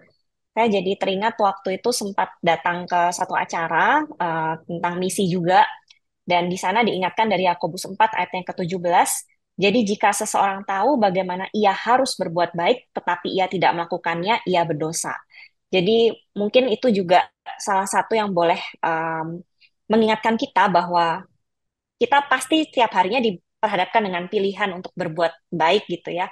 Tapi seringkali kita kadang mau apatis aja nih gitu. Karena kita merasa oh, ini tidak ada hubungan dengan kita, tidak memberikan reward juga buat kita gitu. Nah, padahal sebenarnya mungkin konsekuensi kita dalam mengikuti Yesus ya adalah bahwa setiap perbuatan baik yang bisa kita lakukan dan kita bisa pilih untuk kerjakan, ya itu yang harus kita perbuat gitu. Mungkin ada pertanyaan lagi dari teman-teman di sini tentang situasi-situasi yang terjadi akhir-akhir ini mungkin yang menggelisahkan teman-teman gitu. Oke. Izin Dok Ayu, ada pertanyaan di kolom chat. Oke, siap. Oh ya, ini ada beberapa pertanyaan ya. Mana yang lebih efektif, Dok? Berjuang dari luar atau dari dalam sistem? Gabung dalam pemerintahan atau pembuat kebijakan? Dilemanya jika dari luar sistem mungkin lebih bisa idealis, tapi sulit untuk menembus sistem langsung. Kalau dari dalam, jika sebagai bawahan, seringkali malah jadi terjebak dalam sistem yang salah itu, karena tidak punya otoritas. Tapi jika punya posisi di atas, belum tentu mudah mengubah sistem kalau yang di bawah atau samping nggak mendukung. Mungkin karena merasa takut dirugikan secara pribadi atau golongan jika sistem berubah. Boleh ditanggapi, Prof? Ya, saya ingat Ahok dulu ya. Ahok tuh pernah sharing itu lah. Jadi dia itu kan dulu kan kerja sama bapaknya ya. Kemudian dia punya perusahaan. Dia bisa menolong 100 orang karyawan. Lalu dia menjadi eh, bupati ya kalau nggak salah. Oh, saya lupa gitu kan. Dia bisa menolong jutaan orang. Lalu kemudian dia pindah ke DPR kan. Dia bilang aku harus DPR supaya bisa lebih menolong banyak orang lagi. Jadi menurut saya setiap orang tuh ada punya panggilannya gitu. Dan saya mendorong teman-teman saya itu yang di beberapa tempat untuk menjadi pejabat gitu. Kayak misalnya saya lagi bicara tentang satu konsep di kota eh, tertentu gitu. Saya bilang kamu kalau bisa nggak kamu jadi wali kota di situ atau bupati di situ. Karena apa? Karena memang eh, karena memang perlu ada orang-orang Kristen yang berjuang untuk sistem gitu harus ada gitu. Kalau ditanya mana efektif, kedua-duanya efektif. Cuma memang harus sesuai dengan talentnya dia gitu.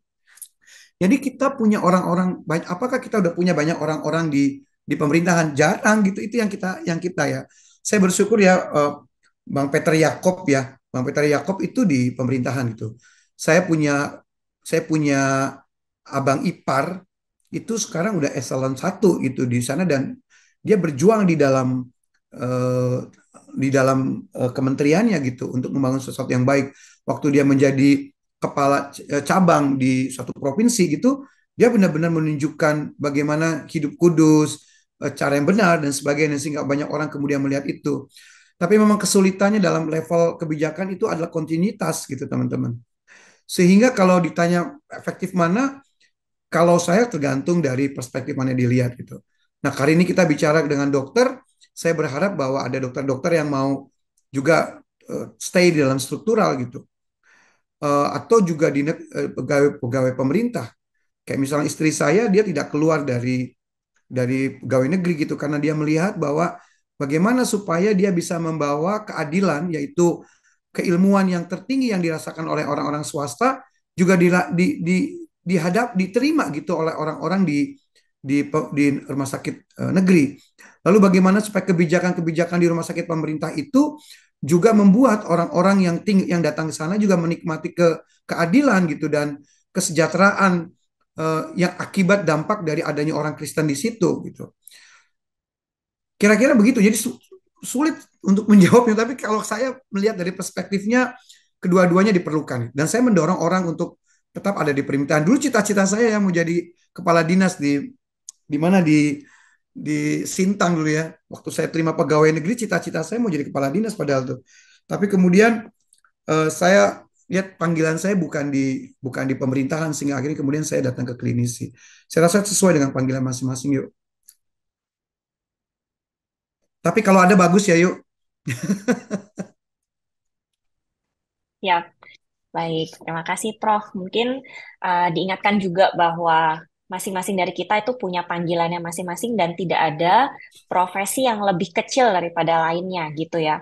Lebih efektif mana? Semuanya sama-sama saling um, coexist together untuk pelebaran kerajaan Allah begitu. Jadi mungkin teringat juga sama salah satu quotes dari David Platt gitu ya, salah satu misionaris juga menyampaikan bahwa the body of Christ is multicultural citizenry of an otherworldly kingdom. Jadi tubuh Kristus itu beragam dan apapun yang kita ambil, mungkin perannya nanti ketika kita di struktural kah atau mungkin kita di non-governmental organization gitu ya, mengawasi, mensupervisi, monitoring, evaluasi atau mengeksekusi pekerjaan pemerintahan, itu semua sama baiknya gitu. Asalkan kita mengerjakannya ya bukan untuk mencari uh, fame, bukan untuk mencari kredit buat diri kita sendiri begitu. Mungkin ada lagi pertanyaan dari teman-teman? Oke. Ada pertanyaan dari peserta nih ya, Prof ya.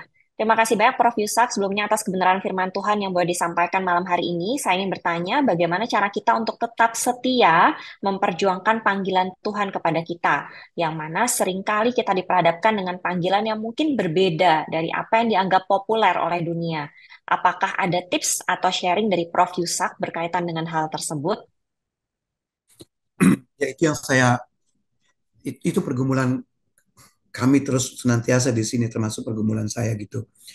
Nomor satu, panggilan itu memang adalah dinamis ya. Panggilan Tuhan itu dinamis. Suatu saat saya eh, diminta untuk melakukan saya diminta untuk bekerja di dalam level struktural gitu. Lalu saya berdiskusi dengan salah satu mentor saya gitu. Dan teman-teman mungkin hasilnya yang akan saya sharingkan. Karena tantangan untuk menjadi struktural itu sangat sangat menggiurkan gitu. Tetapi ada satu hal yang mengingatkan saya begini.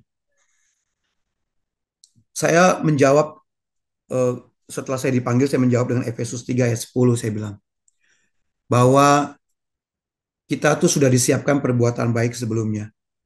Yang perbuatan baik itu adalah rancangan yang sudah Tuhan siapkan jauh sebelum kita ada di dunia ini gitu. Kelahiran kita kemudian melengkapi bakat dan talenta yang Tuhan berikan kepada kita. Tuhan, dia bilang, kalau teman-teman baca di Efesus 2 ayat 10, itu ayat yang favorit banyak orang, termasuk salah satunya saya dan istri saya gitu ya. Kita buatan Allah, jadi kita adalah buatan Allah diciptakan dalam Kristus. Jadi workmanship kita tuh adalah buah tangan manusia, seperti buah tangan manusia. Jadi Tuhan seperti menganyam kita gitu. Dan waktu kita lahir, kemudian kita sekolah, kita kuliah, itu adalah cara Tuhan menganyam hidup kita. Kita tuh dianyam sedemikian rupa, dipertajam. Kenapa kemudian saya kuliahnya di Trisakti? Kenapa saya kayak nggak diterima di negeri? Saya marah sama Tuhan waktu itu. Tuhan, kenapa aku nggak diterima di negeri? Aku belajar dengan sungguh-sungguh. Ya kan? Aku malah terima di Trisakti. Sebelumnya malah aku malu jadi dokter karena nilaiku nggak bagus. Tapi aku belajar. Lalu kenapa aku di Trisakti? Ternyata supaya aku kemudian mengenal Kristus. Saya di Trisakti mengenal Kristus dan bertumbuh dalam kelompok kecil. Setelah Trisakti kemudian saya mau PTT di NTT. Tuhan tidak kasih. Tuhan kasih di Kalimantan Barat. Karena rencananya saya mau dekat dengan Rumah Sakit Serukam. Tapi ternyata kesalahan. Ternyata saya sangat terpencil tulisnya. Jadi saya jauh sekali dibuang. 4 tahun saya ditaruh di situ, saya berpikir kenapa? Ternyata 4 tahun itu adalah mengasah tangan saya. Saya suka sekali menjahit. Maksudnya kasus-kasus sulit tuh tangan saya cukup terampil lah gitu. Lalu saya berpikir bahwa Tuhan mau menjadi, orang semua berpikir, oh kamu mau jadi dokter bedah nih. Karena kamu ternyata suka sekali menjahit gitu. Lalu Tuhan asah tangan saya itu di Kalimantan Barat. Lalu waktu saya sekolah ngambil spesialis, kenapa saya tidak diterima di UI gitu? Saya mau di UI, kenapa saya kok saya nggak terima di UI gitu? Saya ngambil neurologi, wah itu saya dicomong orang kenapa ngambil neurologi kan? Dia bilang neurologi ilmunya cuma B1, B6, B12. Oh ya benar juga sih memang kan. Lalu saya berpikir, tapi Tuhan bukakan saya di neurologi, tapi Tuhan kenapa Tuhan saya mau daftar UI nggak diterima?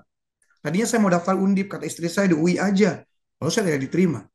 Lalu saya ke neuro di Undip dan diterima gitu. Nah saya berpikir Tuhan kenapa saya harus di Undip, kenapa saya tidak di UI? Ternyata Tuhan mau memperkenalkan saya kepada seseorang bernama Wirawan. Nah Wirawan ini nih ahli nyuntik yang blind, jadi menyuntik tapi blind. Sehingga aku bertemu dengan dia dan sekarang teman-teman, sekarang kan bidang saya adalah neurologi yang bidang intervensi. Jadi tangan saya rupanya bukan dipakai buat bedah, tetapi tangan saya dipakai buat nyuntik. Dan itu dimulai dari bertemu dengan dokter Wirawan. Kemudian saya belajar kemana gitu. Saya belajar ke seseorang, nggak ada yang bisa. Suatu saat saya bertemu satu tempat gitu di India, duduk-duduk bareng lagi makan, bertemu seseorang yang kemudian kayaknya dia tertarik dengan saya untuk belajar, lalu dia bilang kamu datang ke tempat saya. Aku ajarin kamu 2 minggu gitu. Saya datang ke Kashmir tempat orang banyak perang gitu. Di dalam 2 minggu itu saya tiap hari disiapkan pasien 10 pasien. Sehingga waktu saya 2 minggu saya punya 150 pasien yang tidak mungkin saya dapatkan di sini. Dan itu semua karena Tuhan sejak bayi sebelum lahir menjadikan saya seperti ini, perbuatan baik yang Tuhan sudah siapkan. Jadi janganlah keluar dari apa yang Tuhan sudah prepare buat diri kalian. Aku bilang sama dia, tidak berani keluar dari apa yang Tuhan sudah siapkan sejak sebelum saya lahir. Kemudian saya datang di SMP, di SMA negeri, kemudian saya di Trisakti, kemudian saya ke Kalimantan Barat, saya kemudian ke Undip, kemudian saya ke India dan sebagainya. Itu adalah cara Tuhan menyiapkan diri saya untuk pekerjaan baik yang saya lakukan saat ini. So don't go from there. Saya tidak berani pergi dari tempat itu. Saya tidak berani keluar dari visi yang Tuhan sudah berikan kepada saya. Kenapa? Karena Tuhan sudah menyiapkannya since the beginning. Sehingga hari ini, sehingga kalau kita keluar dari jalur yang Tuhan sudah siapkan, pekerjaan baik yang itu yang sudah siapkan, pasti kita tidak akan berhasil. Kalaupun kita berhasil, pasti tidak dalam Tuhan. Dan itu pasti buahnya adalah buah-buah yang Tuhan mau gitu. Jadi bagaimana caranya kalau kita stay, remember, always bagaimana Tuhan menyiapkan kita, mempertajam kita dari semua tempat kita, mulai dari SD, SMP, SMA, kuliah, kemudian hingga hari ini. Ingatlah bagaimana cara Tuhan mempertajam kita di tempat opportunity, orang, dan sebagainya. Supaya waktu kita ada pilihan melakukan sesuatu, always remember apa yang Tuhan sudah perlakukan sama kita dari awal. Supaya kita konsisten visi tetap, walaupun itu dinamis, tetapi dinamis dalam koridor apa yang sesuai Tuhan sudah berikan pada kita. Saya ingat ada beberapa teman saya dokter yang bedah gitu, kemudian berhenti sebagai dokter bedah karena di dalam perjalanannya kemudian dia merasa bukan itu tempatnya dia gitu. Saya berharap itu dia tidak terlambat. Tetapi kita ya saat ini kalau kita mempunyai pergumulan untuk mau keluar dari atau mau pergi dari tempat yang sekarang Tuhan sudah ajarkan, remember, ingat bagaimana Tuhan sudah menyiapkan kita sejak kita dari belum lahir. Kemudian kita dipertajam hingga hari ini kita menjadi siapa untuk pekerjaan baik yang Tuhan siapkan untuk kita. Mudah-mudahan itu bisa memberi contoh ya bagaimana kita bisa stay di dalam visi yang Tuhan berikan kepada kita pada hari ini.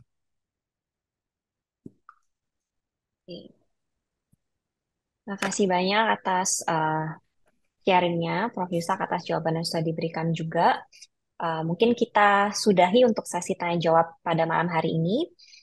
Sebelum kita lanjut ke doa tutup firman, mungkin ada closing statement dulu, Prof, dari Prof. Yusak. Closing statement saya adalah mari kita menjadi sadikim yang sadar benar, sadar penuh bahwa kita adalah orang yang sudah dibenarkan dan diberi kesempatan oleh Tuhan di dalam hubungan pribadi kita dengan Dia. Boleh kita melayani umat ciptaannya, dunia dan manusia yang diciptakannya. Mari kita memberikan yang terbaik yang kita miliki, yang datangnya dari Tuhan untuk mereka. Mari kita layani mereka, orang-orang yang belum mendapatkan kemerdekaan di dalam kesehatan, dan hingga akhirnya orang boleh memuliakan Tuhan lewat apa yang kita kerjakan sebagai dokter, yang adalah juga sadikim. Dan supaya orang beria-ria di mana tempat kita berada gitu. Tuhan Yesus berkati. Ya, terima kasih banyak. Dan kiranya kita semua yang sudah diberikan kegelisahan di hati kita masing-masing, biar kegelisahan itu, biar kasih itu tidak dingin gitu ya, biar itu terus menyala-nyala dan boleh setiap hari menjadi sesuatu yang kita kerjakan dengan konsisten. Oke, jadi kita mau sama-sama berdoa.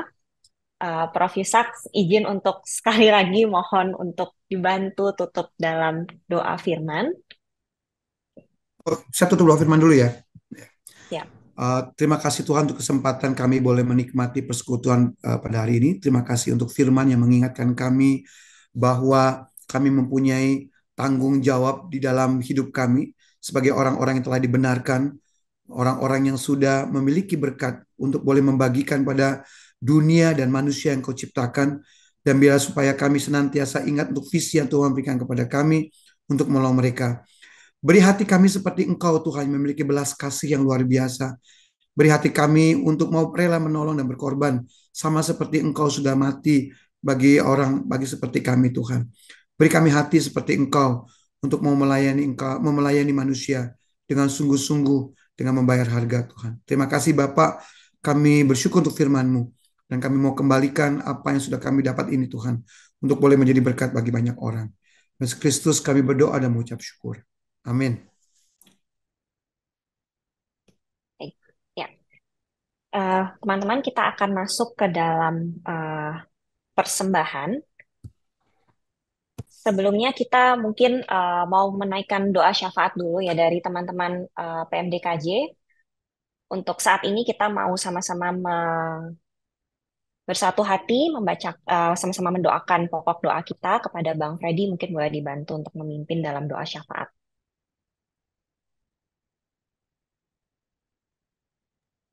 Ya, shalom semuanya, selamat malam. Semoga slide-nya sudah terlihat ya, teman-teman. Mari kita uh, sama-sama bersatu di dalam doa.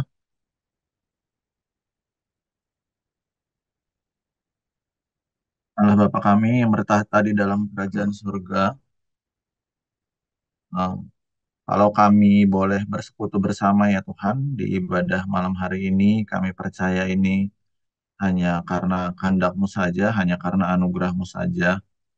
Terima kasih ya Tuhan untuk kesempatan ini, kami boleh sekali lagi bersekutu, menaikkan puji-pujian, mendengarkan firman-Mu. Di tengah situasi mungkin pribadi kami masing-masing atau di tengah situasi bangsa ini ya Tuhan yang mungkin membuat kami gelisah, membuat kami khawatir. Terima kasih untuk penyegaran, semangat baru yang kami boleh eh, dapat dari firman-Mu Tuhan yang sudah disiarkan oleh Prof. Yusak. Kiranya Engkaulah yang menolong kami untuk bisa menjadi berkat bagi bangsa ini, menjadi berkat di mana Engkau menempatkan kami ya Tuhan.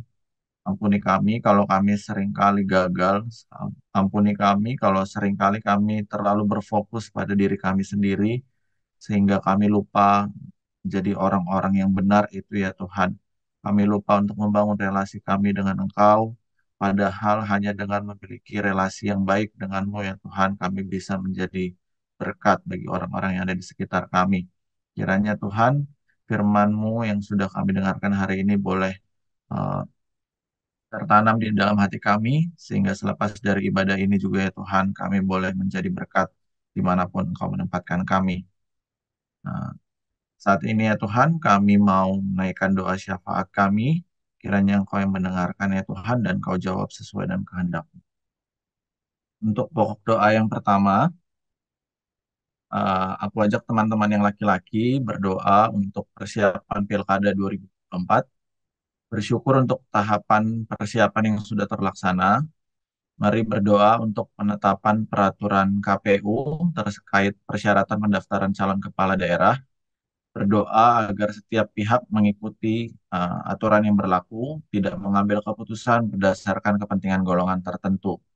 Berdoa juga agar masyarakat tetap tenang dan setiap demonstrasi yang dilakukan boleh berlangsung dengan aman. Untuk teman-teman yang wanita, aku persilakan berdoa untuk program pendidikan dokter spesialis. Baru-baru ini terdapat kasus dugaan bunuh diri peserta PPDS yang diduga karena depresi akibat bullying selama pendidikan. Mari berdoa agar investigasi kasus ini bisa berjalan dengan baik dan terbuka. Berdoa juga untuk reformasi pendidikan kedokteran supaya semakin baik ke depannya, bebas dari bullying dan bisa menghasilkan dokter yang berjiwa melayani. Berdoa untuk pokok doa ini, aku persilakan.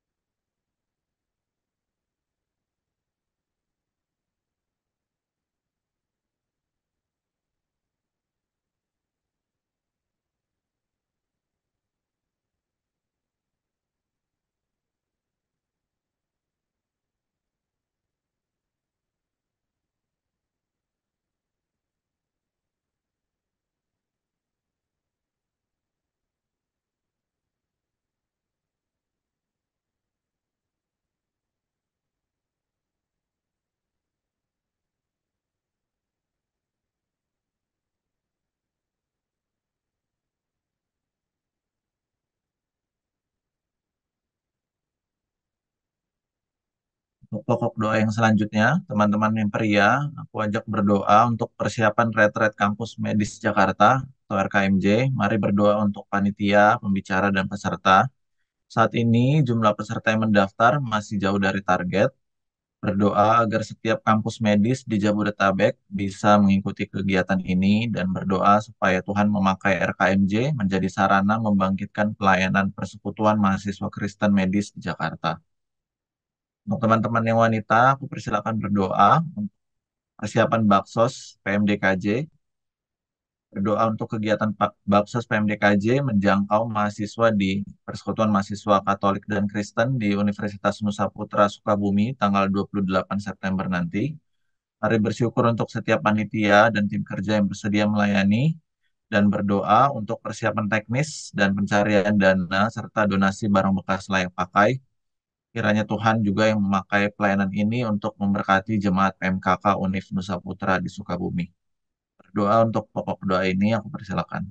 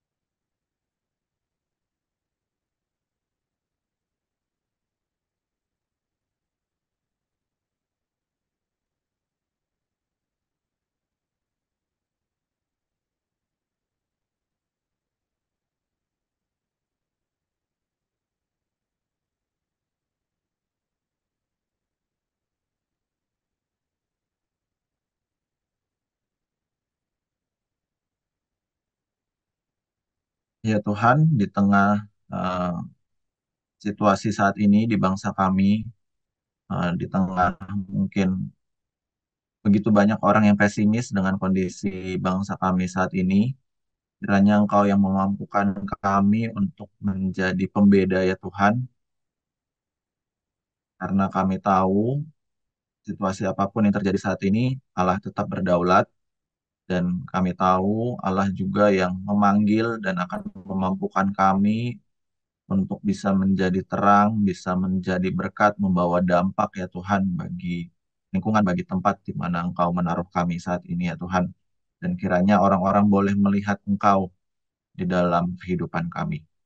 Terima kasih ya Tuhan untuk kesempatan kami beribadah. Kalau sebentar lagi kami juga mau mengumpulkan persembahan, kiranya Engkau yang akan memberkati supaya persembahan yang akan diberikan bisa dipakai untuk perluas kerajaan-Mu, terkhusus untuk pelayanan medis di Jakarta.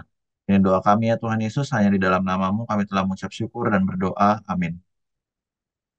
Amin. Terima kasih banyak Bang Freddy. Ya, baik teman-teman, sebelum kita masuk ke dalam persembahan, kita mau memberikan kepada Tuhan apa yang sudah kita terima terlebih dahulu dari Tuhan. Kita mau sama-sama melihat kebenaran firman Tuhan. Itu juga sebabnya Yesus telah menderita di luar pintu gerbang untuk menguduskan umatnya dengan darahnya sendiri. Karena itu, marilah kita pergi kepadanya di luar perkemahan dan menanggung kehinaannya. Sebab di sini kita tidak mempunyai tempat tinggal yang tetap. Kita mencari kota yang akan datang. Sebab itu, marilah kita oleh Dia senantiasa mempersembahkan korban syukur kepada Allah, yaitu ucapan bibir yang memuliakan namanya, dan janganlah kamu lupa berbuat baik dan memberi bantuan, sebab korban-korban yang demikianlah yang berkenan kepada Allah.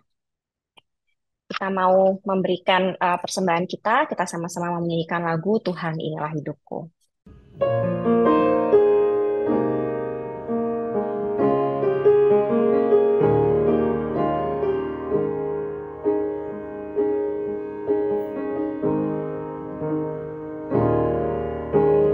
Tuhan inilah hidupku,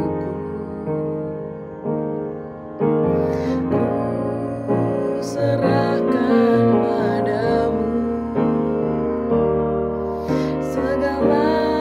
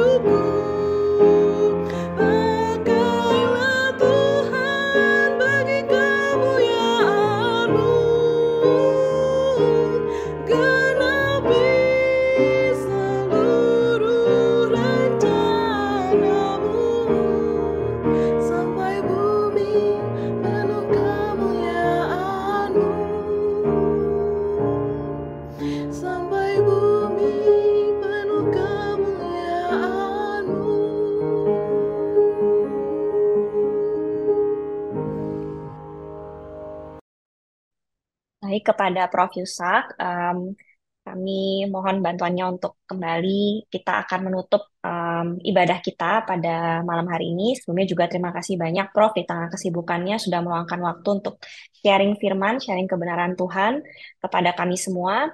Kiranya Tuhan boleh menggelisahkan hati kita juga dari perenungan kita pada malam hari ini, dan kita boleh semakin dikuatkan untuk melayani dan mengabdi untuk negeri ini. Pada Prof. Yusak, boleh dibantu untuk doa penutup firman dan juga sekaligus doa persembahan. Kami bersyukur kembali Tuhan kepada Engkau, bersyukur untuk persekutuan kami ini pada malam hari ini, bersyukur untuk teman-teman yang dapat hadir, bersyukur untuk sinyal, bersyukur untuk pembicaraan, bersyukur juga untuk persembahan yang sebenarnya datang dari Engkau Tuhan. Kami mau memakai persembahan ini untuk memuliakan nama Tuhan dalam persekutuan medis di Jakarta ini. Tuhan, kami mau bersyukur untuk semuanya, walaupun kesulitan ada di depan kami, walaupun bangsa kami sedang menghadapi masalah. Tapi kami mau bersyukur karena Tuhan ada di tengah-tengah kami. Engkau ada di samping kami, Engkau menyertai kami. Kami percaya Tuhan ada menolong bangsa kami. Dan karena itu Tuhan, kami akan tidur dengan nyenyak. Karena kami percaya Engkau ada di sertai kami. Terima kasih Bapa untuk persekutuan medis pada malam hari ini. Kami Kristus, kami berdoa dan mengucap syukur. Amin. Amin. Ya, terima kasih. Prof. Yusak, puji Tuhan ibadah hari ini sudah selesai teman-teman. Terima kasih banyak untuk teman-teman yang sudah join Zoom. Jangan lupa yang belum absen untuk segera absen. Dan saya kembalikan kepada teman-teman Persekutuan Medis Kristen Jakarta untuk membacakan warta. Terima kasih semuanya. Ya, selamat malam teman-teman. Mohon bisa stay di dalam room Zoom sebentar karena akan menyampaikan warta untuk ibadah PMDKJ pada malam hari ini. Ya, ini warta PMDKJ untuk ibadah 22 Agustus 2024. Pelayan di ibadah pada malam hari ini untuk pembicara ada Profesor Dr. Yusak MT Siaan, spesialis neurologi konsultan, magister ministry. Untuk MC ada Dr. Ayu Nursanti dari FK Universitas Udayana angkatan 2013. Untuk singer ada Farhana Gabriela dari FK UKI 2015, dan untuk pemusik ada Dr. Gigi Heidi Amanda dari FKG Trisakti 2016. Terima kasih atas pelayanan dari teman-teman sekalian, dan untuk Prof. Yusuf, terima kasih Prof untuk pelayanannya pada malam hari ini. Kiranya Tuhan Yesus memberkati, dan untuk jemaat yang tertarik untuk melayani di PMDKJ bisa langsung menghubungi pengurus. Kembali mengingatkan untuk Persekutuan Medis Kristen Jakarta itu memiliki visi dan misi, yaitu visinya menghasilkan dokter dan dokter gigi yang memegang teguh identitasnya sebagai murid Kristus dalam mengerjakan panggilan Allah, dengan misi yaitu menjadi wadah pemuridan dan pengutusan koas atau profesi dan alumni dalam mengerjakan panggilan Allah di dalam hidupnya.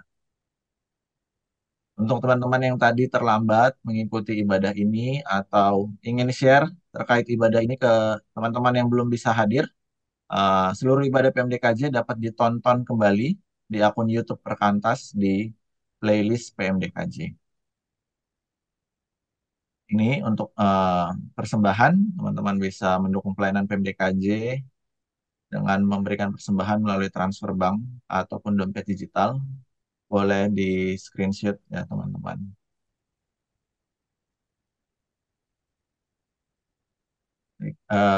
Ada sharing kebutuhan dari Rumah Sakit Serukam, masih membutuhkan dokter dan dokter gigi sampai saat ini.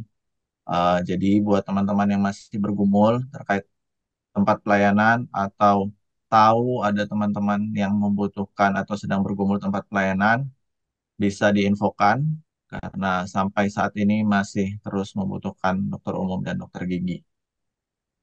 Bisa menghubungi kontak yang ada di uh, gambar. Kembali mau sharing tentang retret Kampus Medis Jakarta yang akan kita lakukan di 13 sampai 15 September 2024 di Kinase Depok.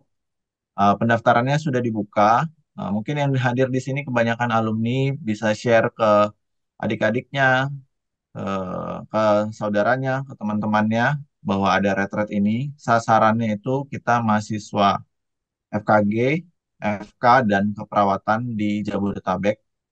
Jadi kita berharap boleh ada kebangunan atau kebangkitan dari pelayanan persekutuan mahasiswa medis Kristen di Jakarta melalui retret ini. Untuk info lebih lanjut bisa follow Instagram @rkmj.2024. Untuk menyambut retret, kita ada ibadah Road to RKMJ, yaitu di hari Sabtu ini, tanggal 24 Agustus, dengan tema Call to Serve, dengan pembicara Dr. Gigi Maya, Dr. Gigi Carolina Marpaung, bertempat di Perkantas Pintu Air. Teman-teman yang rindu hadir, silakan hadir. Kalau ada mau tanya info lebih lanjut, bisa lewat Instagram ataupun kontak yang sudah tertera di layar. Untuk teman-teman yang mungkin ingin mendukung, ini salah satu caranya, teman-teman. Teman-teman bisa beli merchandise RKMJ berupa kaos, ada dua model, ada dua warna dengan harga 60.000 sampai 85.000. Kalau mau order bisa melalui link tree yang sudah ada di bio Instagram rkmj.2024. Atau selain kaos, untuk teman-teman yang ingin punya kartu e-money, bisa juga order dengan ada 3 desain, bisa diorder di link tree yang sama. Harganya 100.000 per kartu dengan isi saldo 0 rupiah. Kemudian ada info terkait Hari Doa Puasa Nasional yang akan dilaksanakan oleh Perkantas di hari Sabtu ini juga jam 10 sampai jam 1 di GKI Bumur di Ruang Yohanes. Untuk teman-teman yang bisa hadir, dipersilakan untuk ke GKI Bumur di jam tersebut.